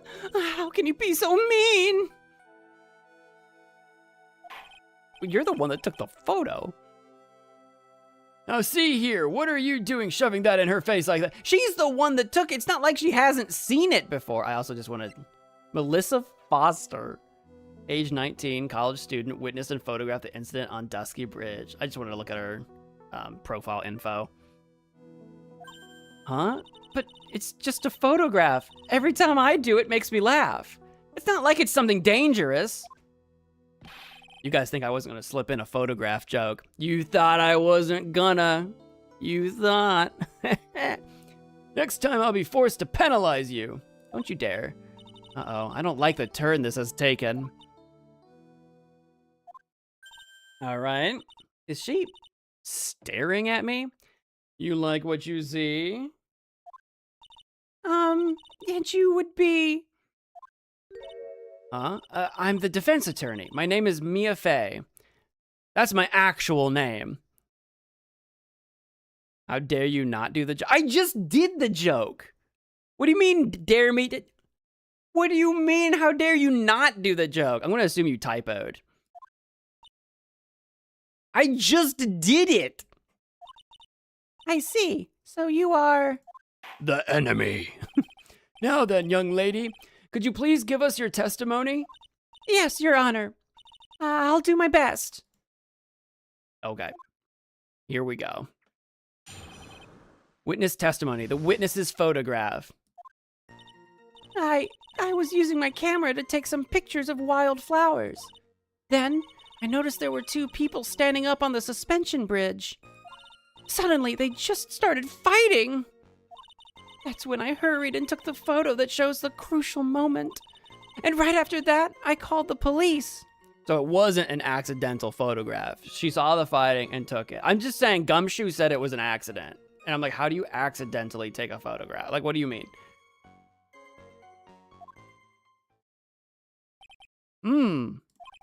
By the way, where were you standing when the incident occurred? I also want to know that. I believe the map would be of help here. Yes, please. Yes, please. Was she over here like I was guessing? I was so right! I was so right! Okay. I'm just saying, I was so right. I do question the topography of this, like, cropping. If that's above or below. With the shading, it seems like it would be above. So her viewpoint, just to keep this in mind, her vantage point would only allow her to see, like, if you draw, like, a line from, like, this point on the bridge and further to the right. I'm just saying she wouldn't have been able to see, like, this part of the bridge. She wouldn't have been able to see the parking lot, assuming this is tall enough. That's good information to have. I was standing in a beautiful field surrounded by tall cliffs. Yeah. So you took the photo from that location, huh? A is the Canadian again. You took it from over there, eh? Should I try to do a really bad Canadian accent? Which is like the same thing as like a really bad like Michigan accent in America. Roughly-ish. I brought the camera I was using at the time, just like Mr. Edgeworth asked me to. Okay. It's pretty pink. Oh, ho, ho, what a cute camera, just like its owner. Eh? Camera. Melissa Foster. Is there a pun in here somewhere? Melissa Foster. Melissa Foster. Melissa Fister. No, I don't know. If there's a pun in there, I don't see it. Took the witness's photo with this, a small but powerful model. All right. All right then, Miss Faye, time for your cross-examination. But I warn you, eh? Make the witness cry again, eh? And you'll feel the wrath of my gavel, eh? It's gonna start adding A to everything. Cross-examination, the witness's photograph. I was using my camera to take some pictures of wild flowers. Am I gonna actually get penalized if I start pressing? Am I actually? I mean, so long as she doesn't cry about it, right? I'll give it a shot. I got a full health bar. Did you say wild flowers? Yes, the mountain is famous for its beautiful spring wild flowers. But it's only February. Which, when does spring technically start? April or something? Well, I couldn't wait for spring to come. Well, the flowers don't care if you were willing to wait or not. Ho ho, I know just how you feel. It's just like when I first started growing this glorious beard of mine. I just couldn't wait, so I wore a dyed blonde Santa beard until mine grew in properly. Okay, that's just whack, dude. That's just weird. Would you mind if we got back to the facts of the case, Your Honor? Then I noticed there were two people standing up on the suspension bridge. Was there anything strange about the two of them? I'm a bad girl. I'm so bad. I know I am. It looked like they were having a really serious conversation up there. So I decided to watch them, like some kind of peeping Tom. Or peeping Tabitha. I was trying to think of a girl T name. A peeping...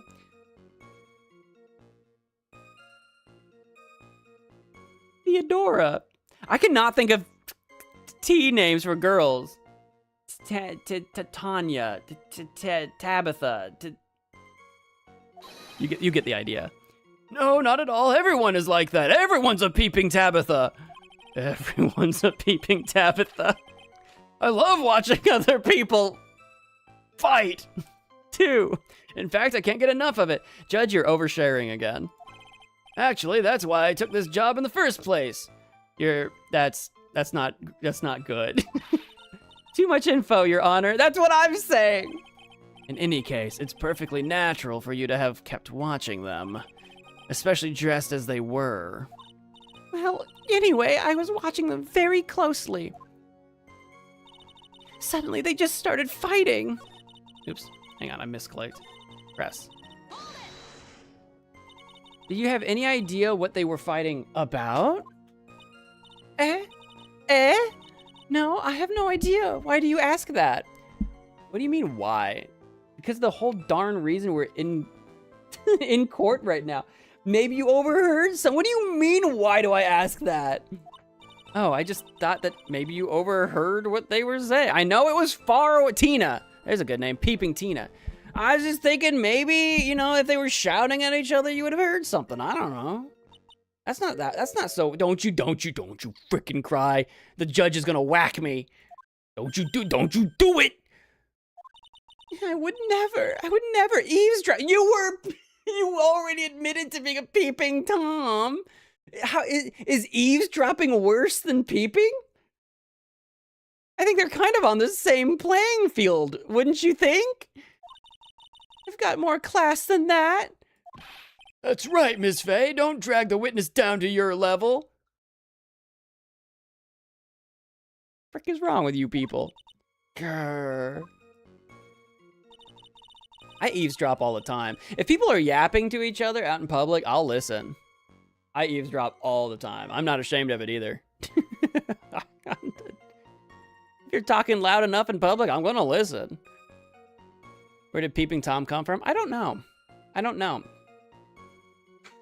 know if I've ever looked into that. I might have, and maybe I forgot, but I don't know. That's when I hurried and took the photo that shows that crucial moment. Why did you take a photo?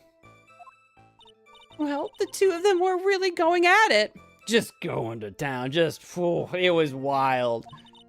Ever since I was a little girl, I always wanted to be a news reporter. But you wanted to be a news reporter, but you do not cross the line at eavesdropping. Okay, sure. I guess that part of me just kind of took over. It smells like a lie to me. It smells like a bunch of BS. Yes, I understand completely. Even now, I can't completely abandon my boyhood dreams.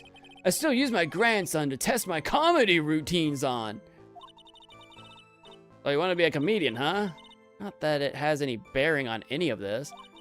All I could do was to use my camera. So I took the photo of the crucial moment and gave it to the police. Just one? You took one singular photo? I feel like I would have taken about 700. A document or a video, but I know this took place whatever year, 2006 or something like that. So cameras, video, whatever. And right after that, I called the police. You called the police? Now this is the interesting thing. Gumshoe does mention having set up the checkpoint barely in time. So I don't know if there's going to be any discrepancies here, but I'm paying attention to them. Yes, because it looked to me like the murderer was going to try to escape. We were already moving before the call even came in. Okay, they were already on their way before. Okay, never mind. He's already covering his bases there. Thanks to the victim's note, we had already started our operation. I didn't forget about the note. I just wanted to know if there was going to be a discrepancy here. That was certainly tough luck for the criminal, eh? Eh? Playoff beard, eh? If Terry Falls isn't the criminal, then there must be something strange in that girl's testimony. Be careful, kitten. That girl has the judge wrapped around her little finger. You're going to have a tough time poking holes in that testimony of hers. You're going to have to come up with something really good, Mia. All right, we're back around to the beginning here. The wildflowers thing doesn't add up. What items do I have? I've got the camera.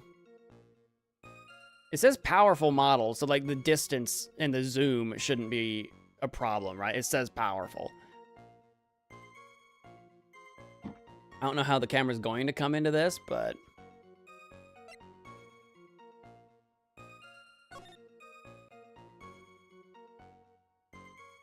That's what this must be, the edge of that cliff that we saw in the map. That makes sense now. Because I saw this before, but I didn't really understand what this is. This must be the edge of that cliff. Okay. Like, right there. She was down here. Right.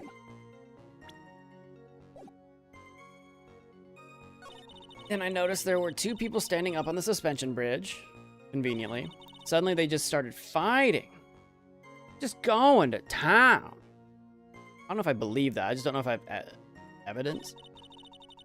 That's when I hurried and took the photo of the crucial moment. Well, see, that's not true. Right? Like, the photo is clearly... Like, the photo is clearly before they've started fighting. Not physically, anyway, right? They could have been yelling at each other, but they don't... I mean, I guess her fists are clenched. But you know what I mean? Like, that's not the vibe I'm getting out of that photo.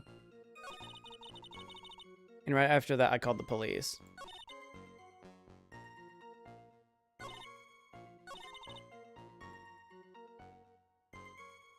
Yeah, all the photo shows is that they were standing there.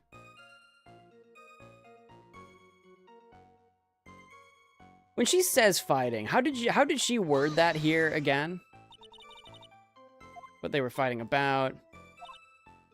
Overheard. She does literally mean like verbally, like just yelling at each other. She doesn't actually ever accuse them of fist fighting or something. Eavesdrop.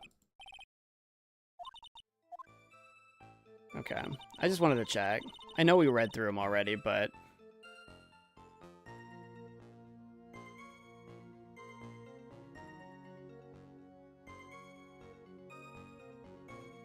And then she took a photo of that crucial moment. They were really going at it.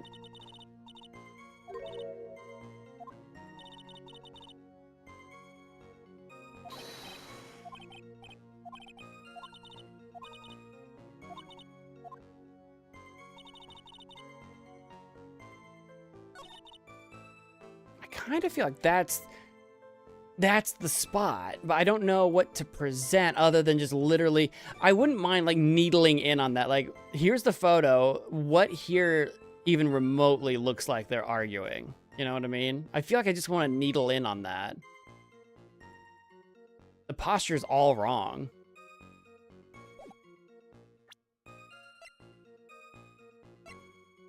I could give it a shot.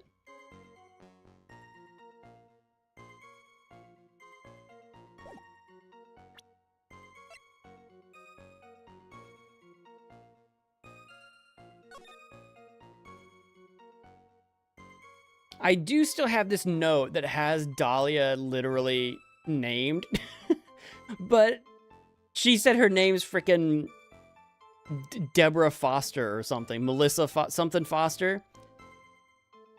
So like, everyone in the courtroom right now doesn't know that that is the Dahlia that we're talking to. Okay, so I can't use this yet. It hasn't come up.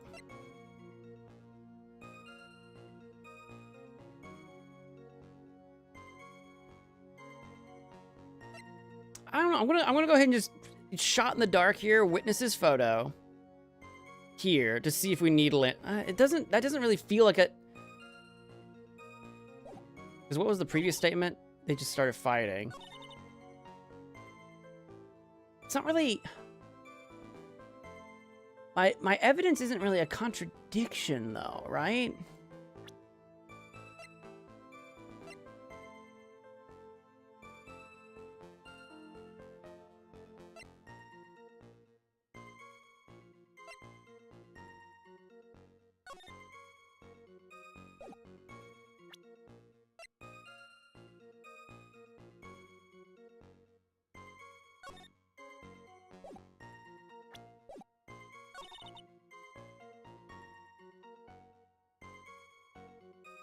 And after that, I called the police. I don't... This is another one that feels like I need to think a little outside the box for. Melissa, that's what it was. This is another one where I need to think a little outside the box. Like, it's not that clear to me.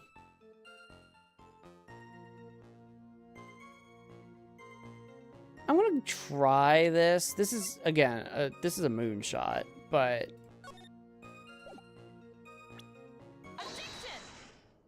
Oh my god, is my moonshot right? Oh my god, okay. Alright, okay, wait, alright. I did it. I really didn't think that was gonna go anywhere. Witness, when you said you took a photo of the crucial moment, is this what you mean? All I can see in this photo are two people facing each other. You testified that you saw the two of them starting to fight. Normally, that's the kind of thing we would refer to as a crucial moment. Why haven't you presented a photo like that? Well, you see... The photo we presented was the only one there was. But if you really wanted to capture the crucial moment...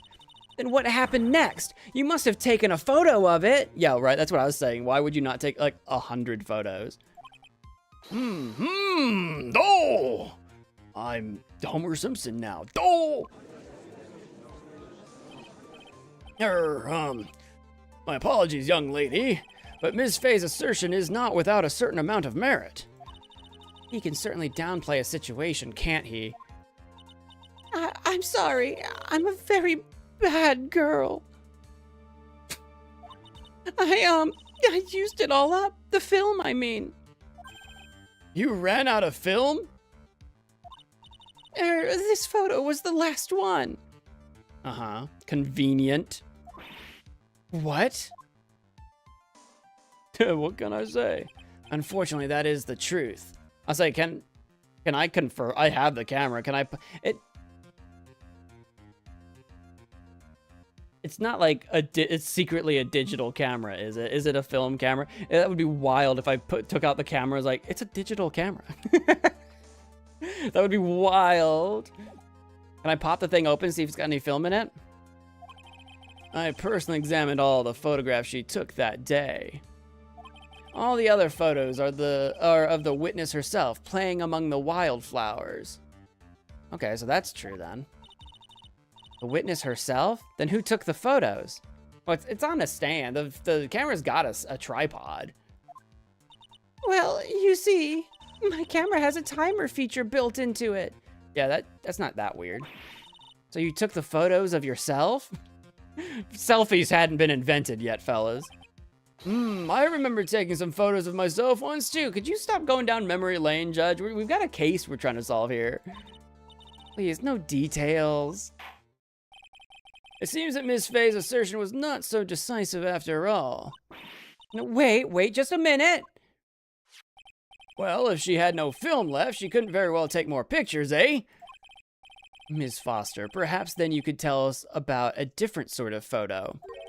Photos of the incident that you took with your very own eyes. That's not how eyes work, Edgeworth. Mr. Edgeworth, you're quite the poet.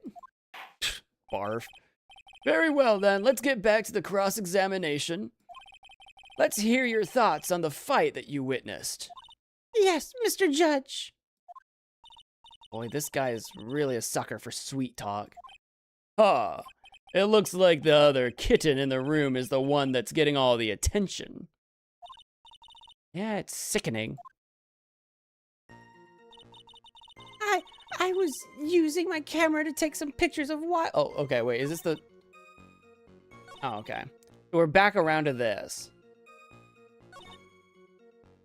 Ah, but now we have an amendment here. The victim turned around and tried to run, but okay. Okay, that's their new thing. Suddenly they just started fighting. The victim turned around and tried to run away, but she only got about 10 yards before she was stabbed in the back. Excellent. Two things are wrong with that. two things are very horribly wrong with that. If the victim was standing here, she couldn't turn around and run 10 yards. If this is 5 yards, 10 yards is off the bridge. She could not have crossed the bridge. That's not possible. If she was standing here. It couldn't have happened. And even if she was here and the killer was here, if she turned around and ran 10 yards, then Dahlia couldn't have seen it happen. So no matter where she is on the bridge, it's either impossible or it couldn't have been seen. Either way, pick your poison. Do I want to present that here? I think so. Objection! Objection, Your Honor. BS. Witness, your testimony is a joke. That's what I'm saying. What? But I just... Miss Faye, I thought I warned you not to make the witness cry. Oh, I'm about to do worse than that. I'm going to make her bawl her eyes out, dude. One short testimony and 2 bad contradictions. There's no possible excuse. You say there were 2 contradictions? It's simple. Just take a look at this diagram of the area. According to her testimony, the 2 of them were in the middle of the bridge. But if they were, and the victim had turned around and tried to run, well then... She would have hit a dead end. You said 10 yards, but she couldn't have even run 5. Because Dusky Bridge is collapsed on that side. Wah! What does this all mean? It's very simple, Your Honor. This charming little witness told a charming little lie. That's all there is to it. This beautiful young lady has been lying to the court?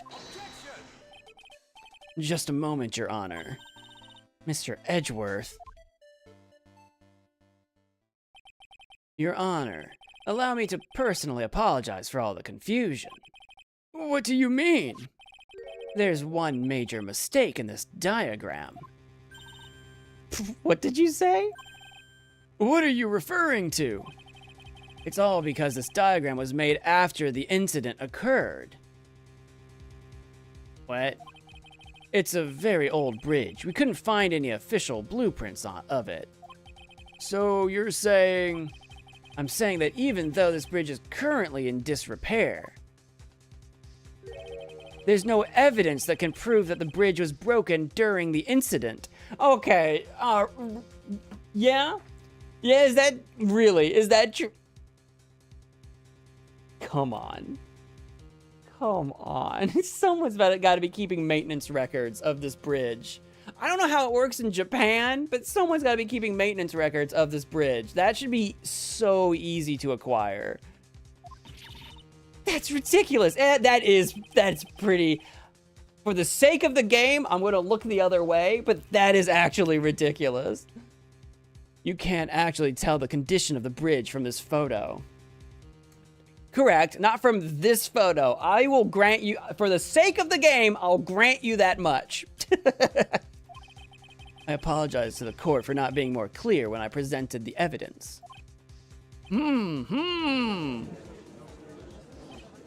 That guy is good. Huh? What do you mean? He planned it from the beginning. He's a genius, all right. That diagram of the bridge was his insurance policy. What? That coward. Gasp. Well, Miss Faye, it seems you've once again made a reckless accusation. Oh, Okay, I don't think I was, I had you agreeing with me for a moment there, Judge. I don't think this was reckless in any way whatsoever. You can accuse me of whatever you want, but it better make sense. I'm so sorry. I should have been more careful myself. No, it wasn't your fault at all. Now then, shall we go on with the trial?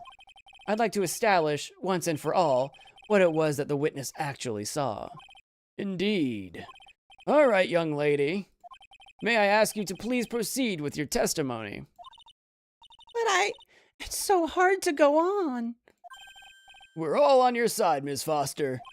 There's no need to worry. Just tell us what you saw. I'm just now also thinking about, like, do they not ID these witnesses, right? You know what I mean? Just the fact that she's going by Ms. Foster is crazy. Like, no one's IDing these people. I mean, they clearly don't ID these people. Like, last case, we had the whole issue with frickin' Tigray pretending to be Phoenix, right? It's so worrying. The level of security in these courtrooms is just non-existent. Yes, sir. Witness testimony, running from the crime. After he stabbed her in the back, he quickly picked her up in his arms. Then he carried her over to the car. I suppose that was the only way he could make sure the body stayed hidden. He couldn't just leave the body on top of the bridge. Oh, I'm sorry. I'm only supposed to talk about what I saw. Witnessing such violence must have been difficult. Yes, sir. I'm still shaken up. If he accepts this testimony as it is, we're finished. Well, again, we have the issue with she shouldn't have been able to see the car from her vantage point at all. And then we also have the issue with, like, I don't think Terry could have carried both Valerie and his ball and chain at the same time. Like, that would have been impressive. Guy's a big guy. That would have been awfully impressive, though. Don't say that. Oh, well, maybe I'll stop off at my favorite cafe on the way home. They make a really great mocha latte. I thought you only like your coffee black. This trial isn't over yet. Ah, that's what I like to hear. All right, Miss Faye, your cross-examination, if you please. Contradiction is staring you right in the face, Mia. Go on the attack. Cross-examination, running from the crime. After he stabbed her in the back, he quickly picked her up in his arms. Am I allowed to press? I'll press on everything. Are you saying that the victim didn't fall down on the bridge? Actually, maybe she did fall. Of course she didn't fall down on the bridge. If she had fallen down, this photo wouldn't make any sense. Yeah, with the mud. If that was the case, her coat would have been all muddy. If you don't mind, I was asking the witness. No need to be so rude. Well, young lady? Now, of course she didn't fall down. Nah, she's changing her story now. The man in the prison uniform grabbed her before she could. Uh-huh. Huh, we're one step too slow. And then what did the defendant do after that? Then he carried her over to the car. You personally witnessed that? I do want that confirmed. Yes. Uh-huh, yeah. You sure about that? Did anything strange happen when he did that? Well, I don't know if you'd call it strange or not, but that's when the victim's scarf fell off. If it fell off by the car, then it was never on the bridge. But that would... Now it would make more sense why it would be muddy if it fell off out in, like, the parking lot or the mud or whatever. You mean this scarf? Her words match what we found at the scene. I don't see any problem. Except for the fact that you guys found the scarf on the bridge. I'm pretty sure Gumshoe said that, but okay. I suppose that was the only way he could make sure the body stayed hidden. You mean the defendant carried the body all by himself? Yes. Considering the size of the defendant, I don't think it would be difficult. I mean, I think it would be difficult. Yes, but let's remember they were on a narrow bridge that was ready to collapse. Is it even possible for him to have carried a dead body on a bridge like that? Well, the fact of the matter is that he did. That kind of talk is just silly. Wow, why did he get so emotional all of a sudden? Because he knows that that's like not possible. And so he wants us off that track immediately. Miss Faye, if you think there's some other possibility, please share it with the rest of us. Oh, we'll get there. We'll come to that. He couldn't just leave the body on top of the bridge. Why do you say that? It's already a broken down bridge hidden away in the mountains. Doing anything more to hide the corpse would be going overboard, wouldn't it? I mean, honestly, yeah. You would think that if he actually did it, he would just stab her and then, like, throw her into the river. The only reason he got caught was because he got caught at the checkpoint. You know, at the police checkpoint with a body in his trunk. Yes, but that mountain is famous among hikers. A surprising number of people go up there. But it's February, right? And it was raining that day, correct? There's also a small temple and a channeling dojo there. A channeling dojo? Wait, is this up towards, I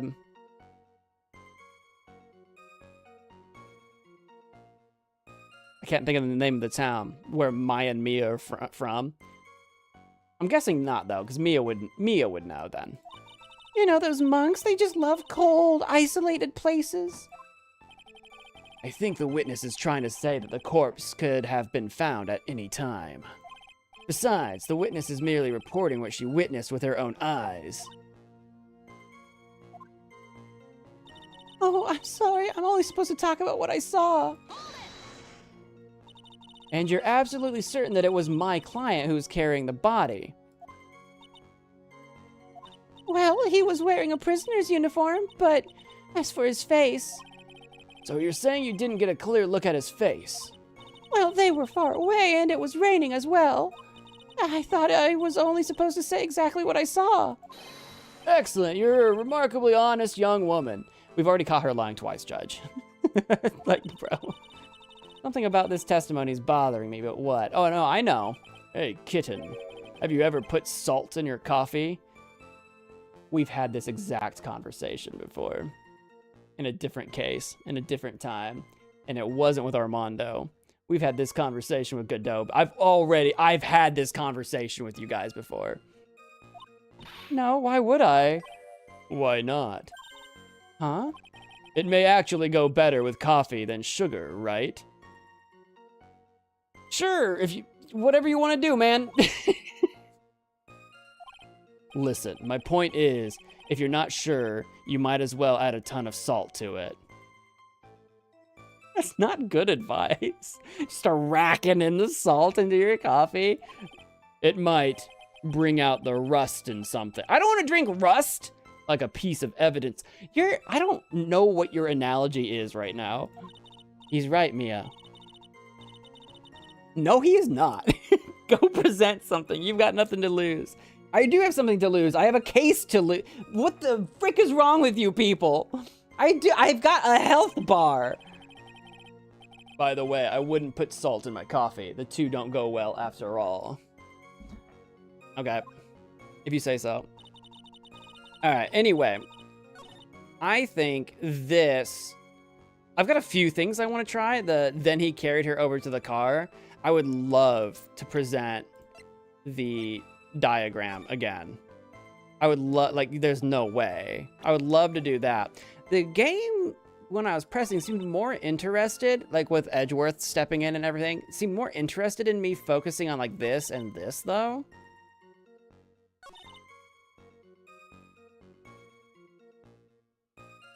That's where Edgeworth interrupted. I'm gonna go ahead and try my idea first though, because that's the one that makes the most sense to me right now.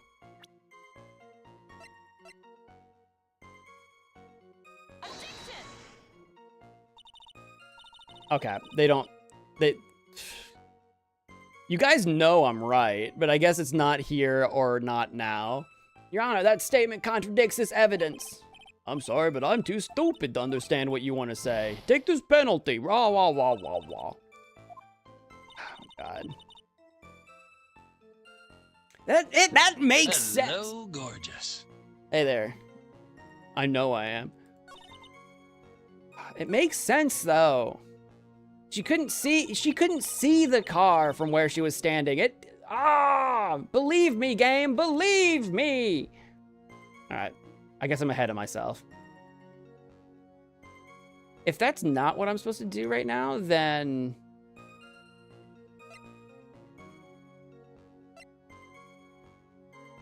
maybe I'm thinking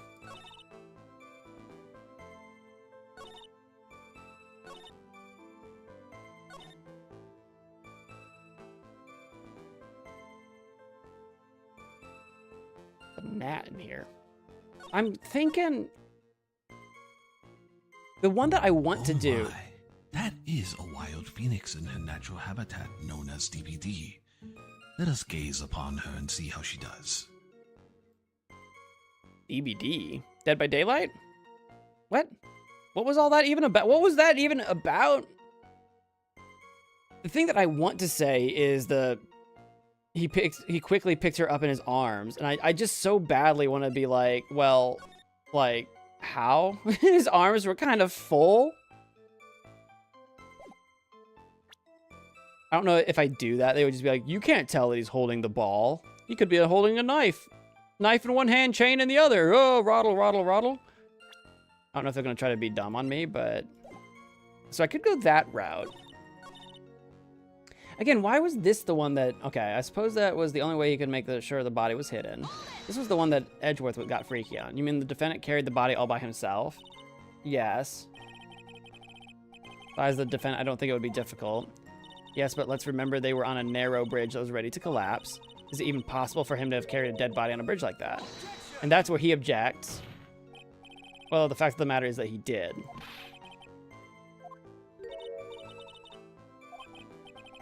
That's all about carrying the body. If you think there's another possibility, please share it with the rest of us. But that's the one that they get freaky on. I wonder if I should present something here, though. And if I had to present here, then what would I present here, though? Again, do I just present the photo again and be like, how? Maybe.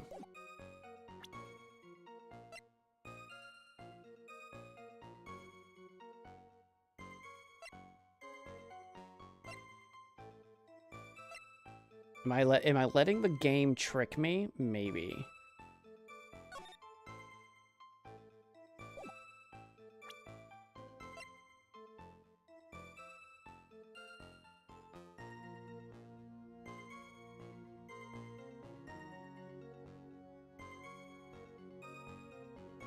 I'll give it a try here. I don't see any other. Okay, they're gonna. All right. I wonder if I let them trick me. Maybe I'll just present that same evidence, but at the beginning this time, where I wanted to originally.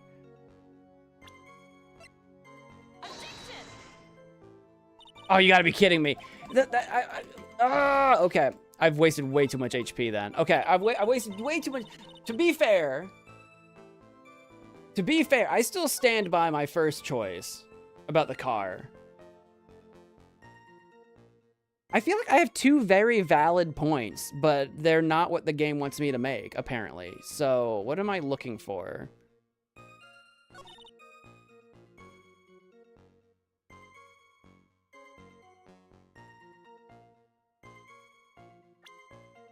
What do they want me? That's sus.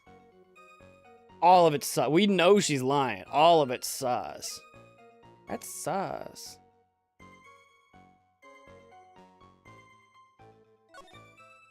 She was standing here. She can't see through the cliff. She can't see the car. And yet she's saying she saw him saw Terry bring Valerie to the car. She couldn't have seen that. It's not possible.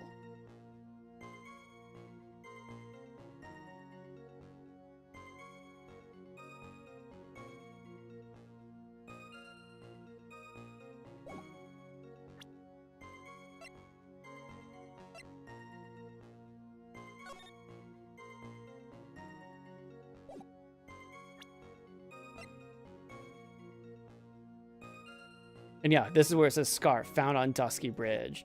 But then didn't she just say, where was it? She mentioned was it here that she mentioned the scarf again?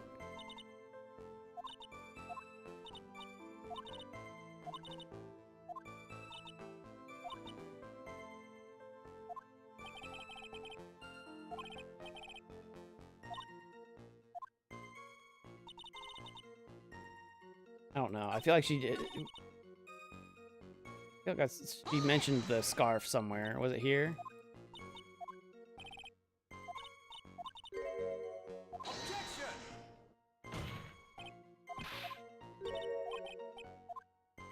Where did she mention the scarf? It must have been here.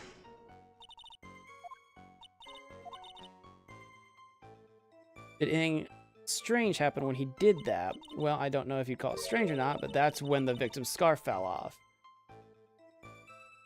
Yeah, that doesn't make any sense. Her words match what we found at the scene. They don't, though. They don't, though.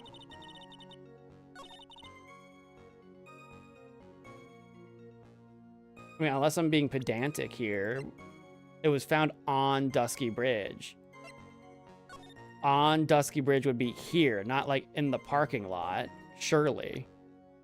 So maybe they want me to call out the scarf thing again. I feel like we just discussed the scarf, so I feel like no, but I also feel like I feel like what else do they want me to do it? Go for it. God darn it. God, what do you want from me? I got one hit left. What do they want? She has made so many lies, and I have so many things to say, yet none of them work for some reason.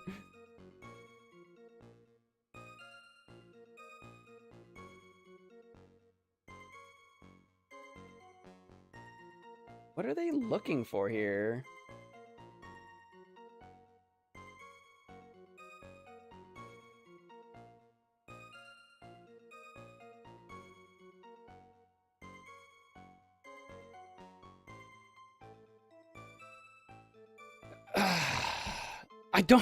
I've got 5 statements, and I've got, not including the badge, I've only got like 7 evidence. I've got so little to work with. You wouldn't think that this would be hard. What?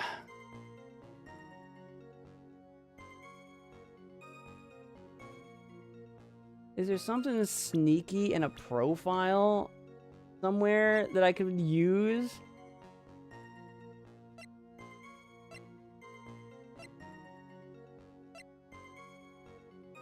No. Because why would there be?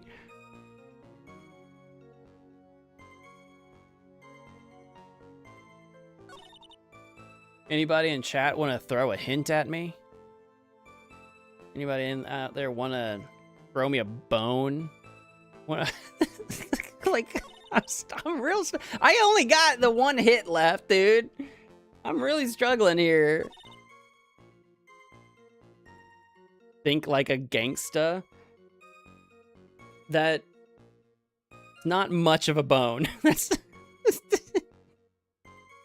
if I was thinking like a gangsta, I'd be like shooting people up with a Tommy gun, Al Capone style, in some sort of like pizzeria or something. I don't know. But we're on a bridge. I don't even think friggin' Terry was a gangster. I don't know, man. Never played this game. Well, neither have I. I don't know how long you've been hanging out in the stream, so you might be walking in the middle of this, but I'm out of ideas. Show you the testimony again. After he stabbed her in the back, he quickly picked her up in his arms. Then he carried her over to the car. I suppose that was the only way he could make sure the body stayed hidden. He couldn't just leave the body on top of the bridge. Oh, I'm sorry. I'm only supposed to talk about what I saw.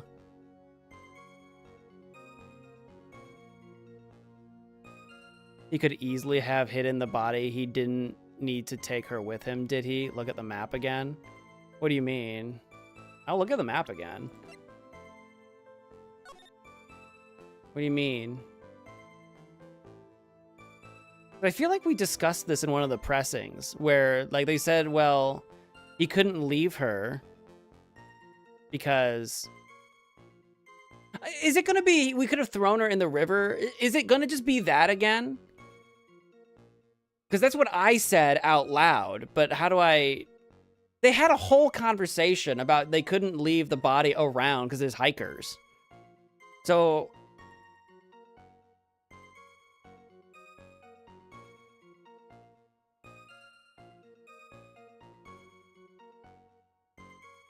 Is that it?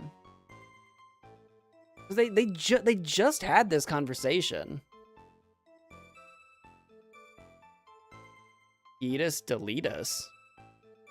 Is it literally going to be they could have just thrown her in the They just...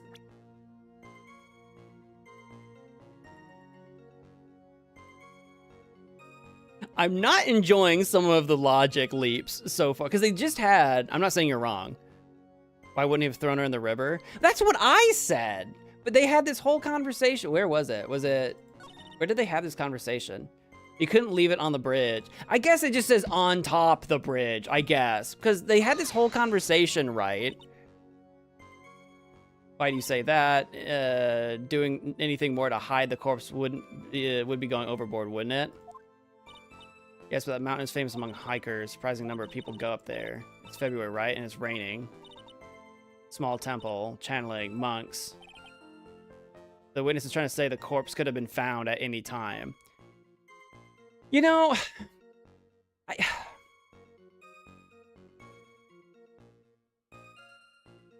maybe this is one of those things where in my head, it's so damn obvious that, yeah, just throw the body in the river, that I'm assuming that they're assuming that.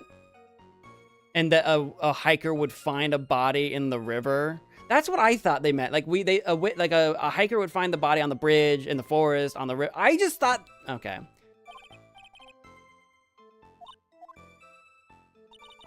Okay, fine. We'll go with that. He couldn't just leave the body on top of the bridge.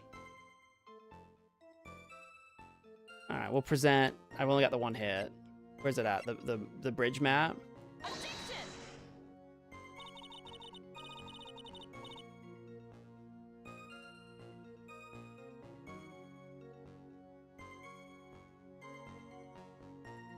Did I choose the wrong spot? Present the map to that's the only way. Mo's just too smart. I guess, maybe. Did I put it on the wrong spot? I have to skip through everything now. I have to skip through everything now. I have to skip through everything now. Did I what? Okay, now I gotta...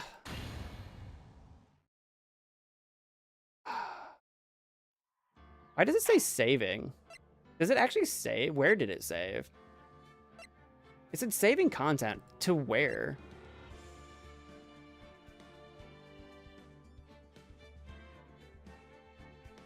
I don't know. What's it doing when you lose like that? It says saving content. Saving it to where? What does that mean? What?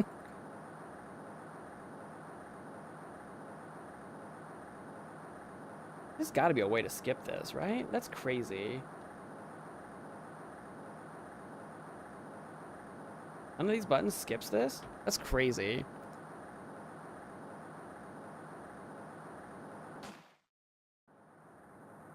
You need to start saying... I thought I was doing what I was told to do, so I thought we were good.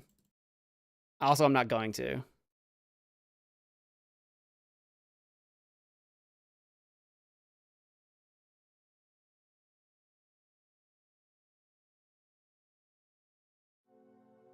I want to go to my own stream. What was the testimony again? What did I screw up?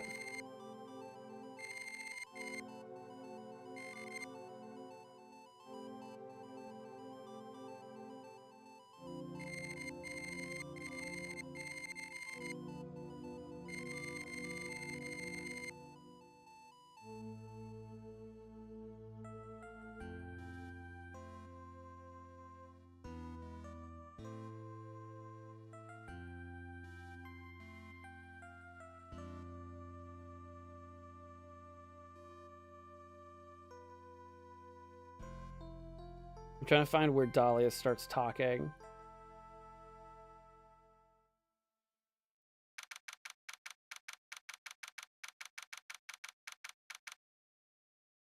Suppose that was the only way you could make sure the body stayed hidden. Okay, okay, yeah, I think I did it on the wrong spot. No, wait, no, that was the one that I did, though. I suppose that was the only way you could keep the body... Which one did I... Okay, I have to find... I'm like, look, I'm trying to look at my own stream. Did I click on the wrong thing? It all presented to him carrying the body away. Oh, did you tell me wrong? Is that what it was? There should be a skip text button. Yeah, there's not.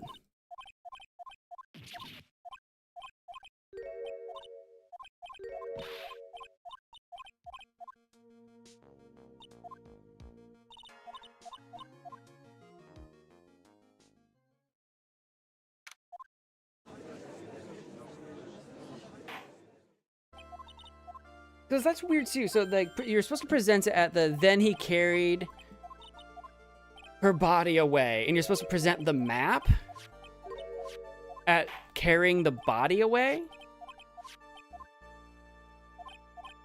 That doesn't seem like the thing that we're contradicting. There's something wrong. And maybe once I present it, Mia will say something that makes sense. But from the point of view of someone having not played this before, the lead up to that doesn't make any sense. The lead up to presenting the map at carrying the body. I could see presenting the photo, like I was saying before about how he's got to carry this ball and chain with him. I could see that.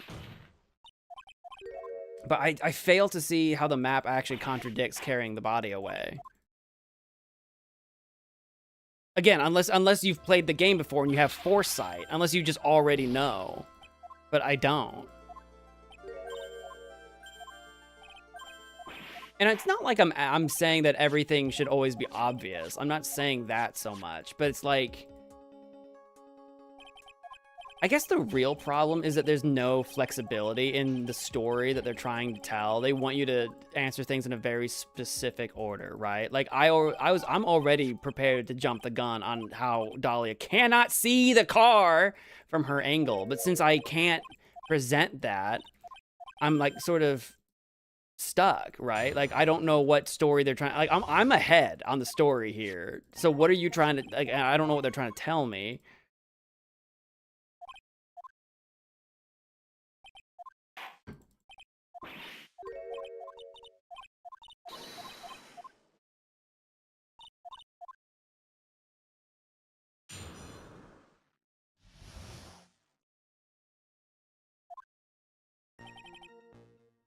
Unfortunately, I have to present on some of these things so that we get our evidence that Edgeworth is withholding.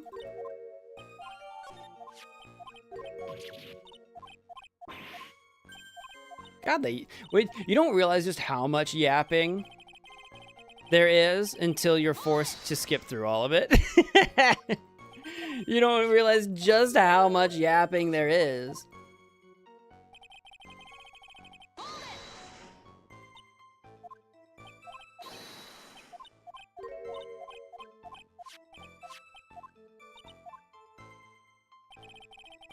One of these I feel like has one more thing in it.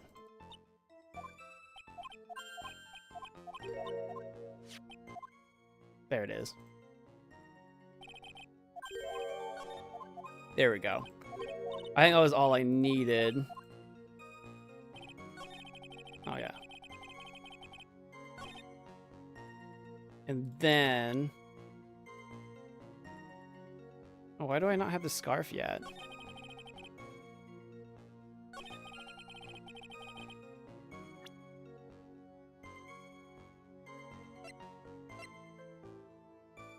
Why do I not have the scarf yet? When do I get the scarf? Do I not get the scarf here? I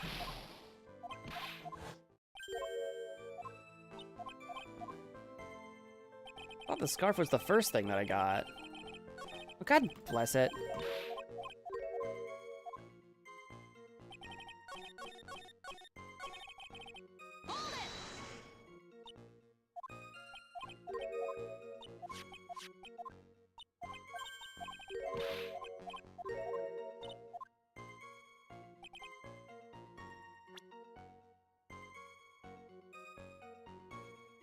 Oh, I need to do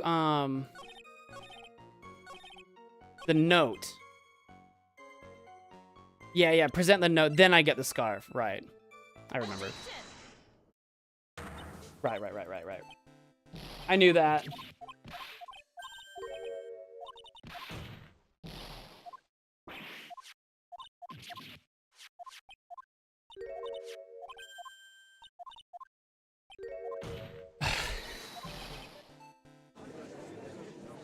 We're almost back. No, we're not. Dolly's not even here yet.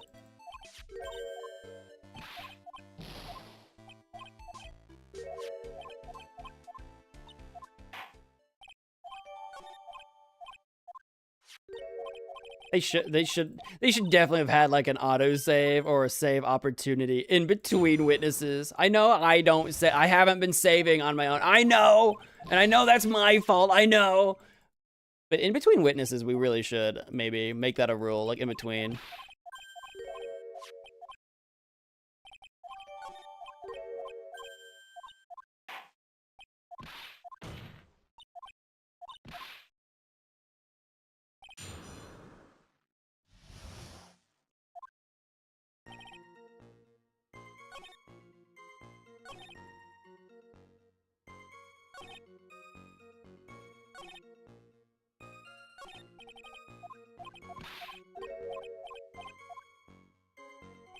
And now I gotta remember what the frick. What was it? What was it here?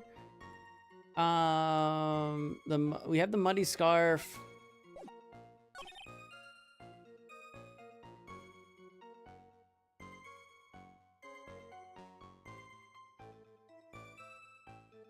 Oh God, I don't remember. What was the deal with this one? It was drizzling that day. Hard to see. Criminal shoved the victim down from behind and stabbed her in the back.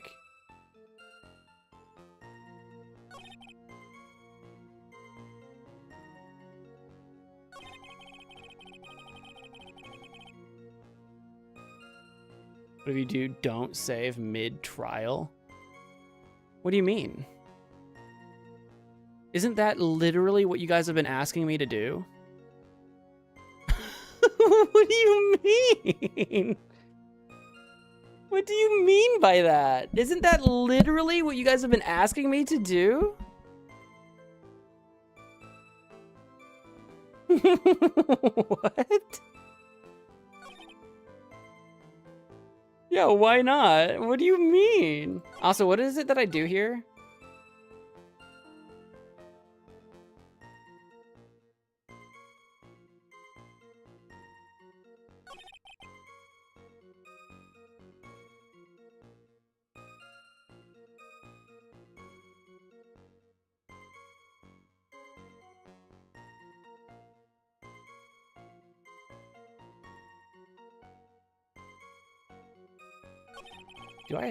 Do I have all my evidence yet?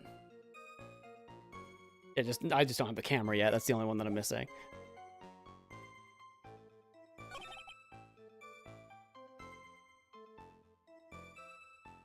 I'm trying to remember what the frick.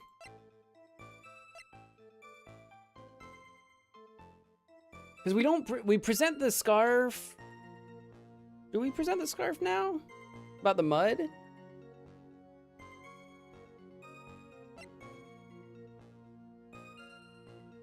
You guys remember what this one is with the gumshoe?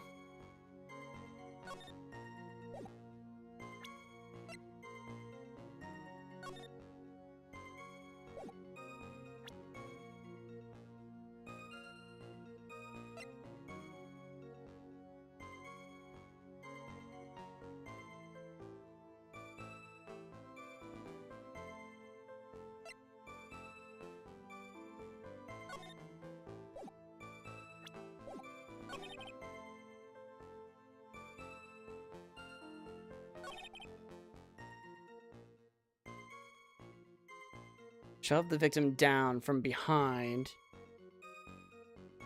Stabbed her in the back.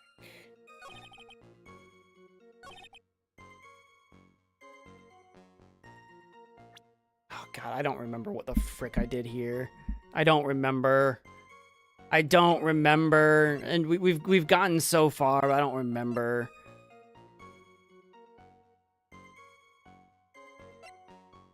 I need to go look up a walkthrough and just to catch back up to where I was.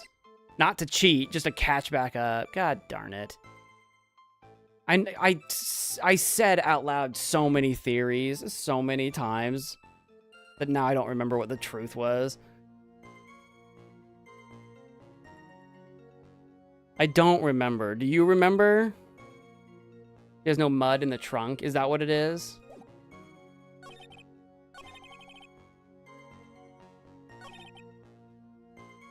What do I present? What do I do? Is it the trunk picture to what?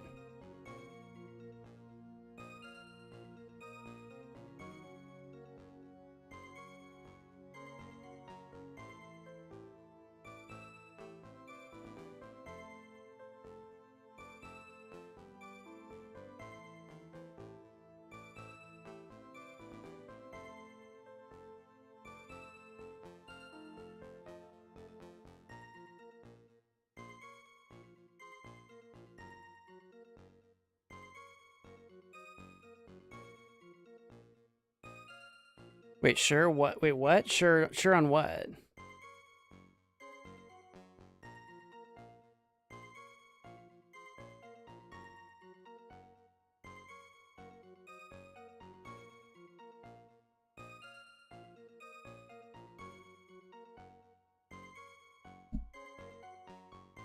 Okay, it was the one where she shoved down. Okay.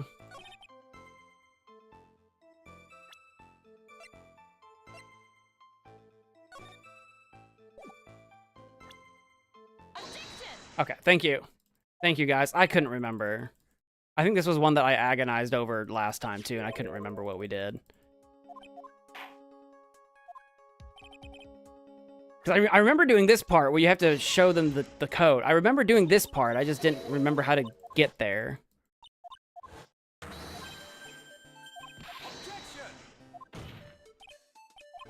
What did you miss? You shouldn't have left! You left when I needed you most! I made a bunch of very intelligent observations, but none of which the game wanted me to be making yet. Oh, what? Here is the evidence that proves the surface of the bridge was muddy. Yeah, that was this.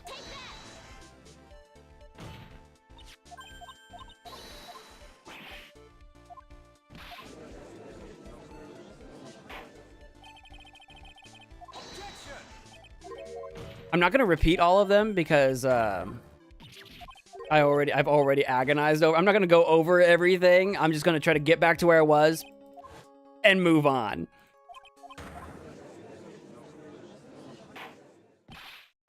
Reset the trial 5 times. We have not reset the trial 5 times. I have lost it twice already, which is way too many. Again, considering that I'm right about the things that I said, considering I'm right, it's annoying that we lost.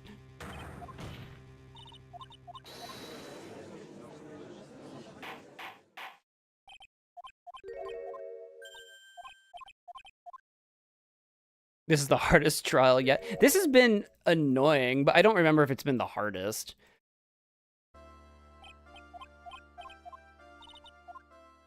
It's just because there's been a couple of times where the leap in logic is a little obtuse, that's all.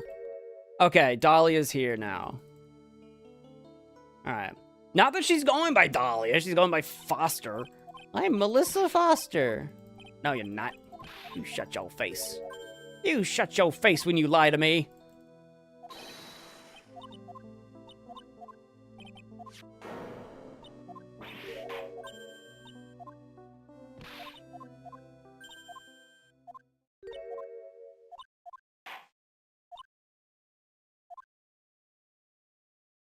Who let those butterflies in here anyway?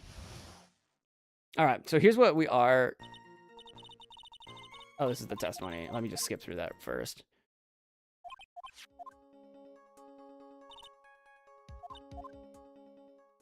At least you're having fun, right? No! No, this game's stupid! I am gonna go ahead. Since I've failed twice on you guys. I know we're not where we left off just yet. But I will go ahead and, now that we're, we're past the gumshoe part. I'll at least save there with the new witness. I'll at least save with the new witness. Just to save you guys from at least the gumshoe half again. All right. Now, where were we? You were taking pictures, flowers. I forget, how do I get the camera again? Do I have to go through pressing? I might have to press. I forget how to get the camera evidence. This game isn't stupid, you're stupid. Nah, you're stupid. Nah, you're stupid. Nah, you're stupid. Sometimes I am stupid, but I stand by my stuff this time. Okay. Okay, we'll get caught back up. Maybe I get the camera. God darn it. Do you see how I literally missed the button twice?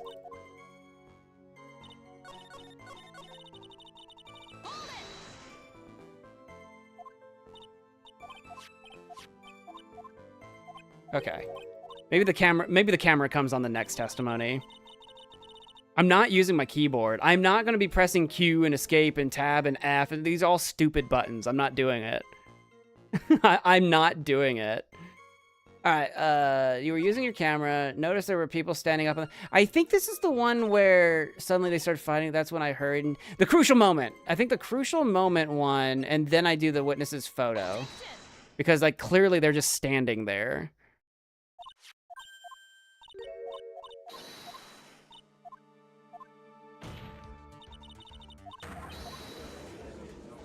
Hot Boy Barry just dropping all the messages at once.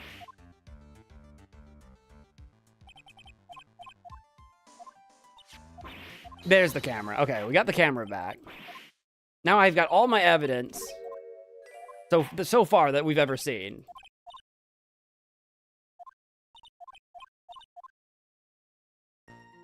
You write books? I've written 2 now. Little poetry books.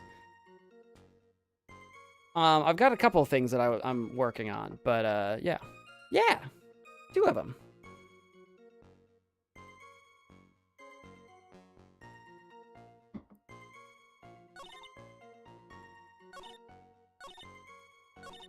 You only ran about 10 yards. Then that is where we present the map. Interesting Mo fact. Yeah. I wrote one this year, and I wrote one 2 years ago. If you like haiku or senryu, that's what those 2 poetry books are. They're little books. They're little books. This is the new one that I just wrote, actually. It's this one. Footprints in the Snow. Haiku style poetry about heartache. It's just a little poetry project that I'd been working on for a long while and decided to finally publish stuff. I have, like, a full-length fiction thing that I want to work on, but it's about 10 billion years away from being done, so. How many buyers you got? Millions. I've sold millions of copies. Tens of millions, in fact. I'm actually a New York Times best-selling author. Fun fact.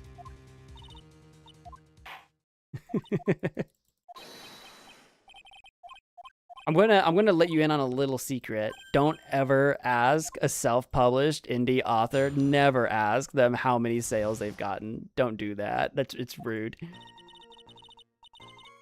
I know you're not trying to be, but don't do that. This is just the testimony. This is not the cross exam.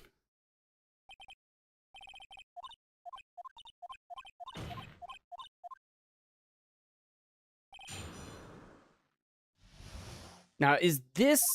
am I caught up? Is this... After he stabbed her in the back, quickly picked her up in her arms, carried her over the car. Okay, we're back to where we're supposed to be. We're back to where we're supposed to be.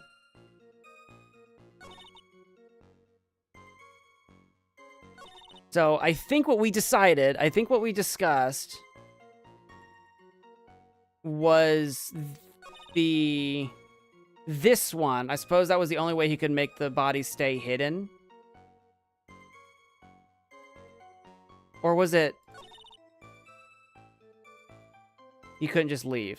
I think it was this one, right? I suppose the only way, and then we present the map. Is that what we said that I need to do, or is that the one that I did do? Is that the one that I did that killed me, or is that the one that we decided that I needed to do? I don't remember.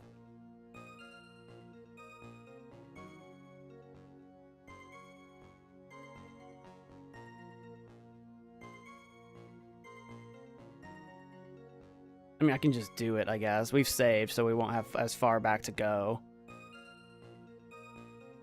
I don't remember. I'll just do it. F it. I'll just do it. It's this one. Okay. Okay, finally! Okay, moving on! New stuff. Here we go. A killer not wanting his victim to be found. I can understand that. However, the idea of moving the body for that purpose is clearly odd. There was a much easier way to make sure the body wasn't found. Yeah, just yeet her off the bridge. That it's so obvious that I thought all of us were in agreement here that that was the obvious solution. So I thought that that was off the table. Well, what is it? Take another look at the map of the area and you'll see how. There's a river right below the bridge, as is often the case below bridges. Earlier, Mr. Edgeworth pointed out something interesting about the river. For those who are not aware, Eagle River is well known for its powerful current. Most bodies that fall in are never recovered. I actually, straight up, honest to God, do not remember him saying this part at all. I do not. Honest to God, hand over heart, I do not remember him saying this part, but okay. Oh. That would have been a huge clue. In the kidnapping case 5 years ago, the victim's body was carried away and never found.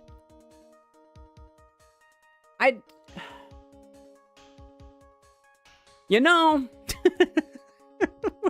when you lay it out like that, when you just say it like that, it makes it seem like, oh, well, yeah, we should have brought up the river. So, you know, but we said all this stuff so long ago.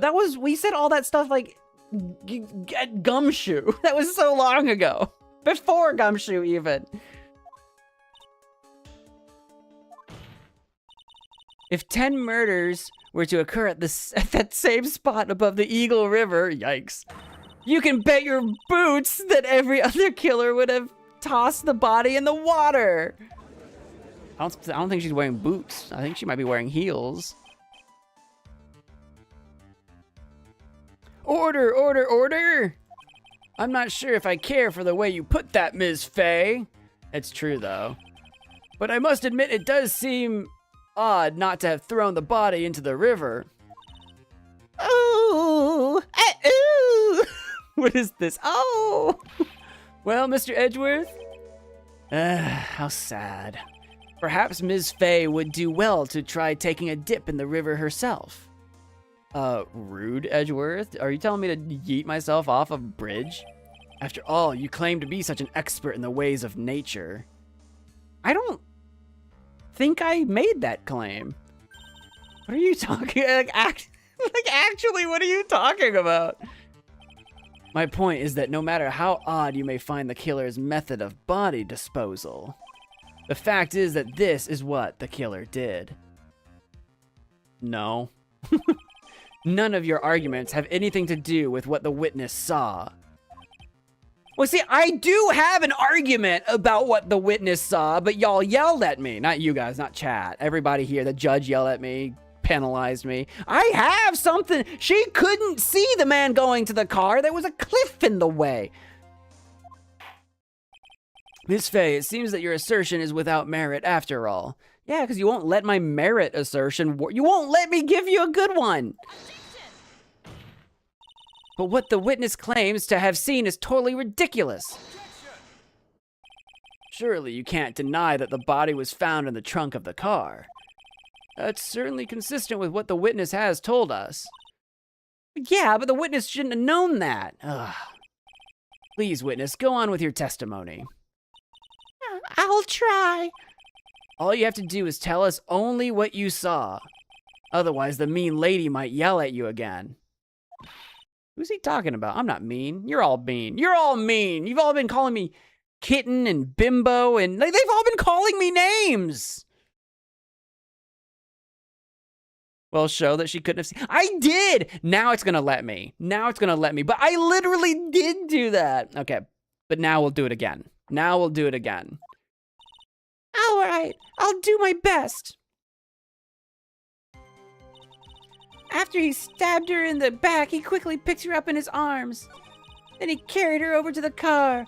Then the killer broke into the trunk of the stolen car and hid the body. See, that's new. She didn't mention the breaking into the trunk of the stolen car. She didn't mention that before. Now I can nail her, because she wouldn't have known that. You couldn't just leave the body. Oh, I'm sorry. Okay.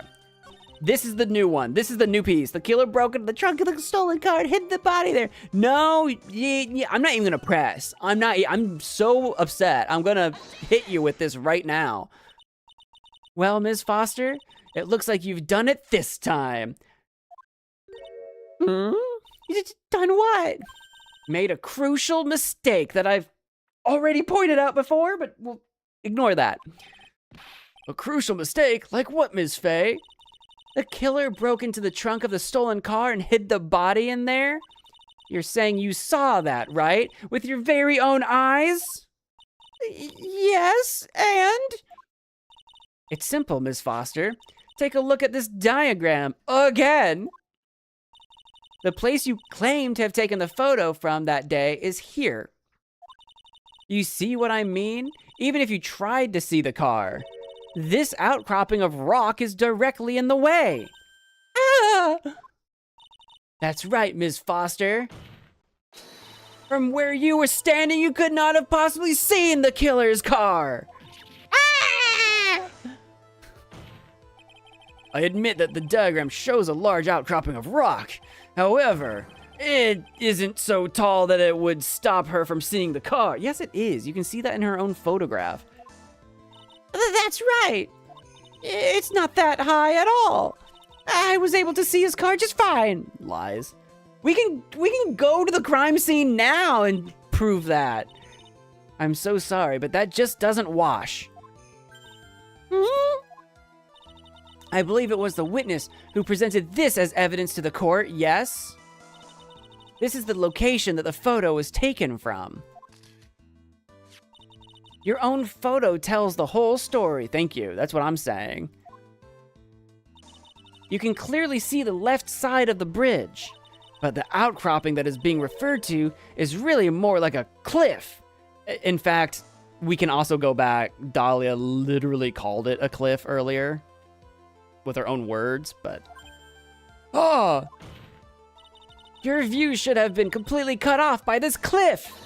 But you still claim to have been able to see the killer's car. No!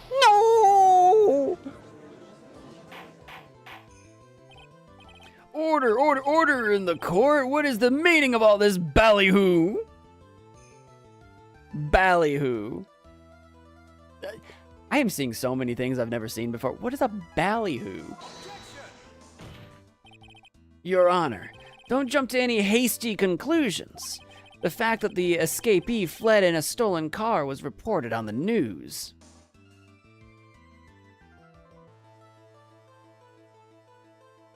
Uh-huh. After witnessing a murder, I'm sure you can appreciate that the witness was very upset.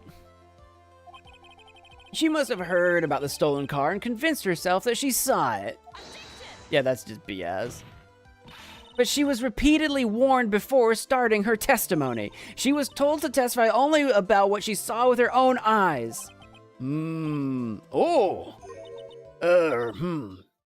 this is Melissa. Mr. Judge? What is it?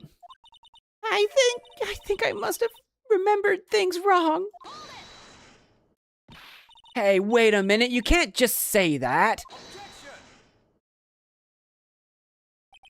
Ms. Faye, no one on the face of the planet is perfect. Yes indeed. Quite true, you know what they say. To err is human, to forgive divine. I've heard that one. I'm inclined to give the benefit of the doubt to our witness here. You shouldn't be doing that. You're not divine. You're not Jesus. What? That's not fair. Save the tears for later, kitten. I'm not crying. You're crying. Mr. Armando. Don't look back until the trial is over. Now is the time to go forward.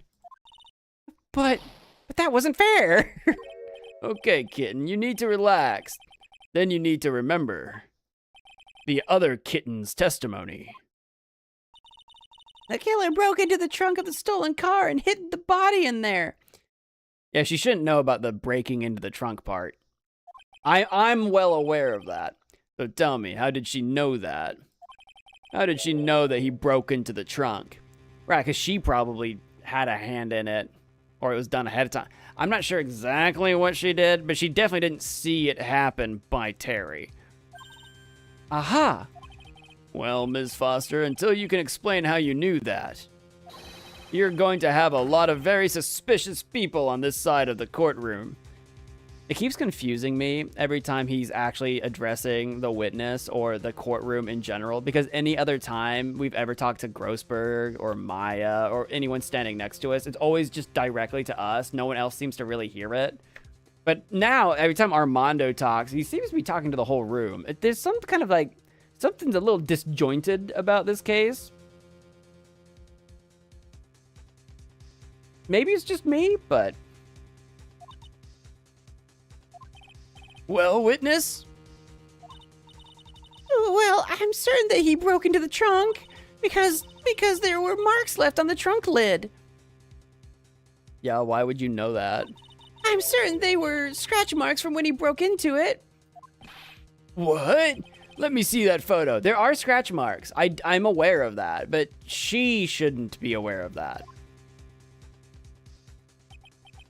It's true. These certainly look like scratch marks around the keyhole. I mean, dude, scratch marks doesn't even start to do it justice. Those are like carvings. You know what I mean? Like, it's real busted. I agree. But Dahlia shouldn't know that. Like a bullet hole? I don't know about a bullet hole. It does look like a hole. And it could be a bullet hole. I don't know if it looks like... It looks like, I'll tell you what I think it looks like. This thing? It kind of looks like there used to be an emblem or something here that got popped out. It is round. I guess it's like the edge of it is like bent. So like, I guess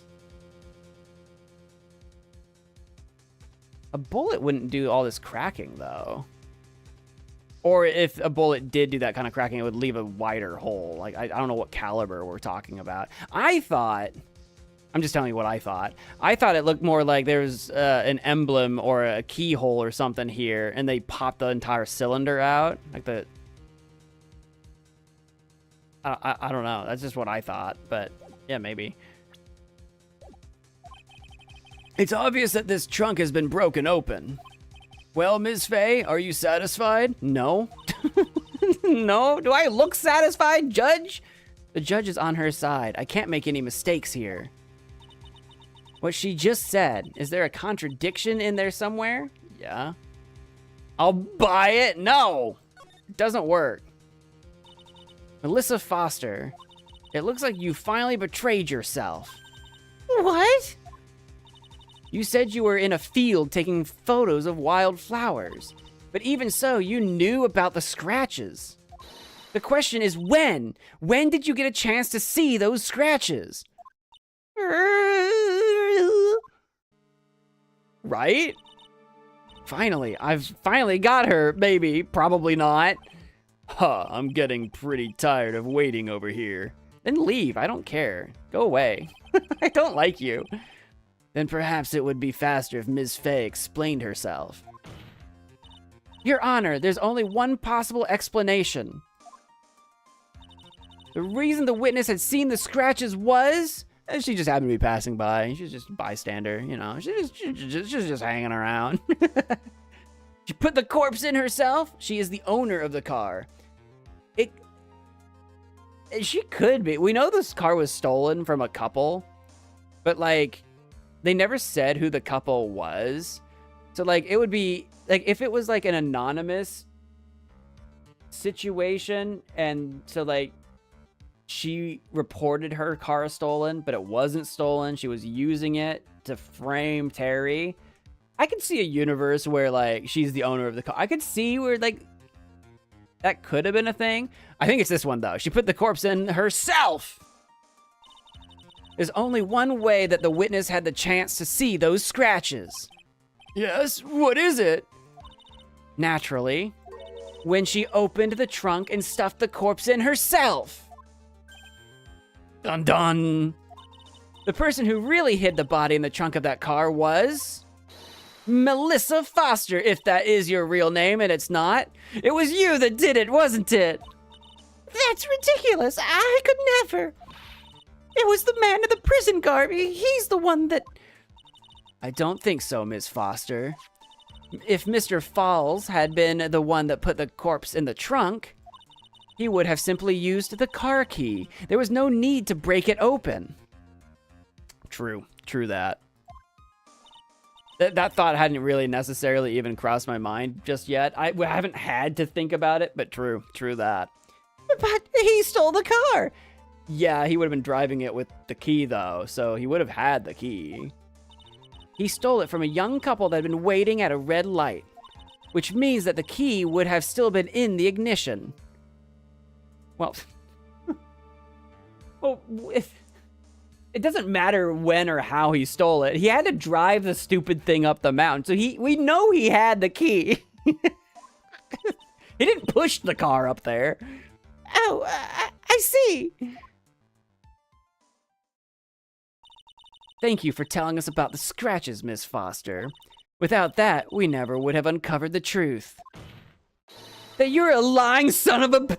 That it couldn't have been Mr. Falls that put the body in the trunk. No!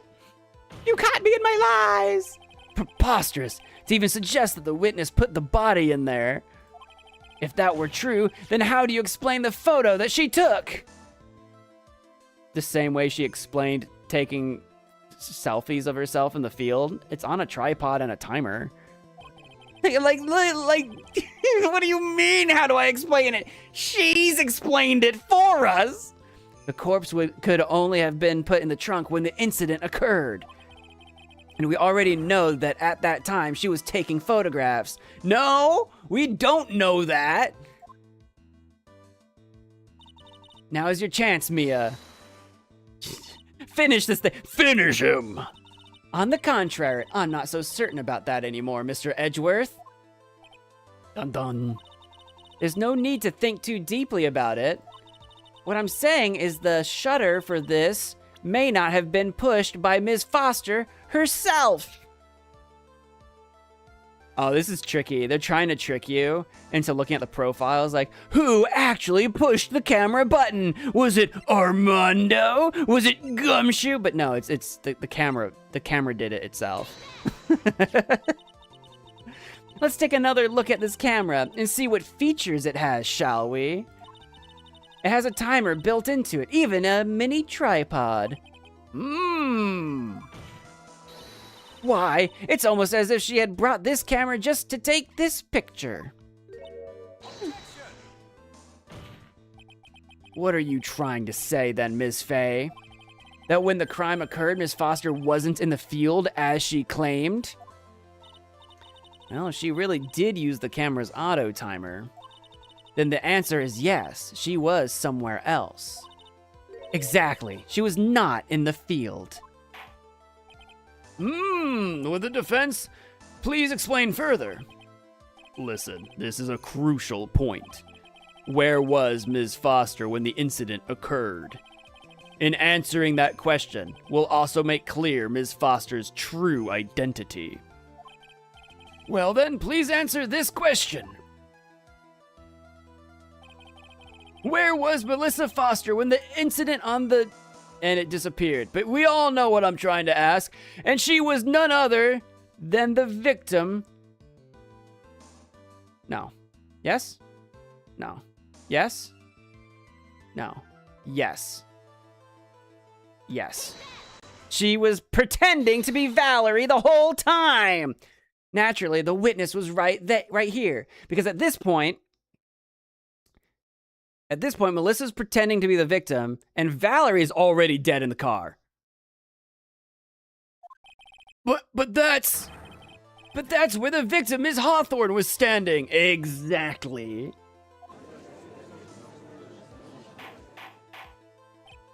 Order, Miss Faye, what on earth? Your Honor, if I may. After parting with the victim on the bridge, the defendant fled by car. But this would mean that there was no time to put the victim in the trunk. In other words, if someone put the body in the trunk, it could only have been before the defendant met the victim. In quotes.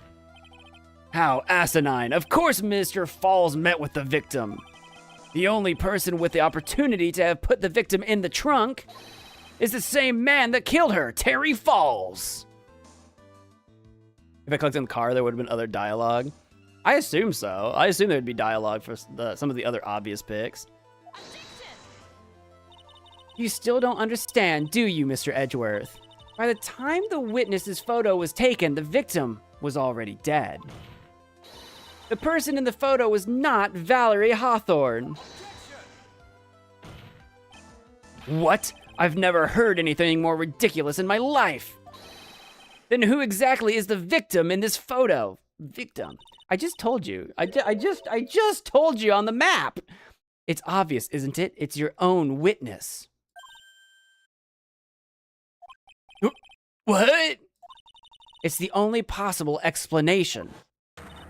The woman that Mr. Falls met on the bridge that day was not Valerie Hawthorne. It was you, Melissa Foster, which is not your name, but we'll get to that soon, I hope. Me? Let's remember that it was raining and foggy on the mountain that day. Mr. Falls himself believed that the woman in front of him was Valerie Hawthorne.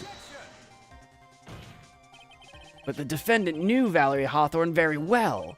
After all, she was the woman whose testimony helped get him convicted. Granted, that was 5 years ago. But since then, my client has spent 5 hard years in a federal penitentiary. That's what I'm saying. That was 5 years ago. I don't remember characters I meet in video games after I've stopped streaming for a couple weeks.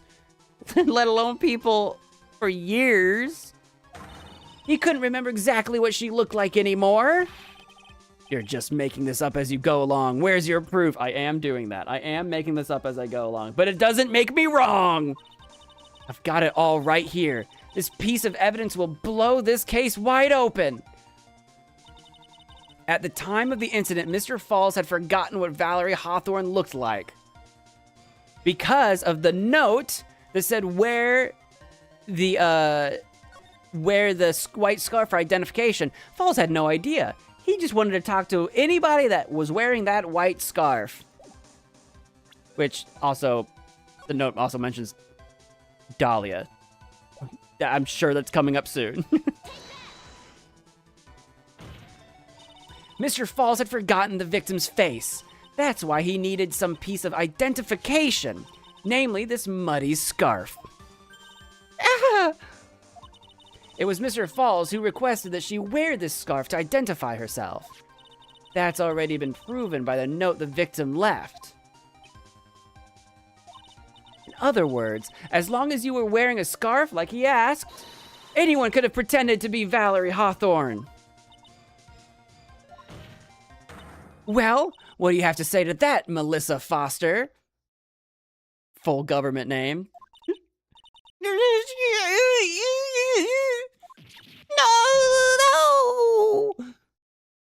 And she's gone. She fled. She collapsed. She's dead. She died. She exploded. She melted into goo. Where's Miss Foster? She's collecting herself in the lobby. It's obvious that Melissa Foster did it.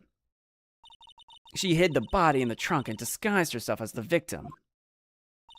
She set up the camera to snap a fake photo of them together. The only question is, why did she do it? Well, isn't that obvious? She's the real culprit. Huh. Well, we'll have to wait for Miss Foster to compose herself before we start again. Until then, this court is in recess. The defense and the prosecution are both to wait in their respective lobbies. Yes, Your Honor. Understood. Very well, this court is in recess. To be continued. It makes me wonder just exactly how much more there is. Like, we're so close. What do you mean to be continued? I mean, obviously we have to reveal the whole Dahlia thing. But like, how much more could there be? Save your progress. Yes, I'll save my progress. I'm going to save my progress. I'll resave over 8. Since that was the new one that I made in between witnesses. Keep going. No, I'm afraid that's where I'm going to have to put in a stop for tonight. I have to head on out. I got some stuff I got to do. So that is where we are going to put a stop in. It's the perfect time to do so as we are in between continueds. Continueds. Get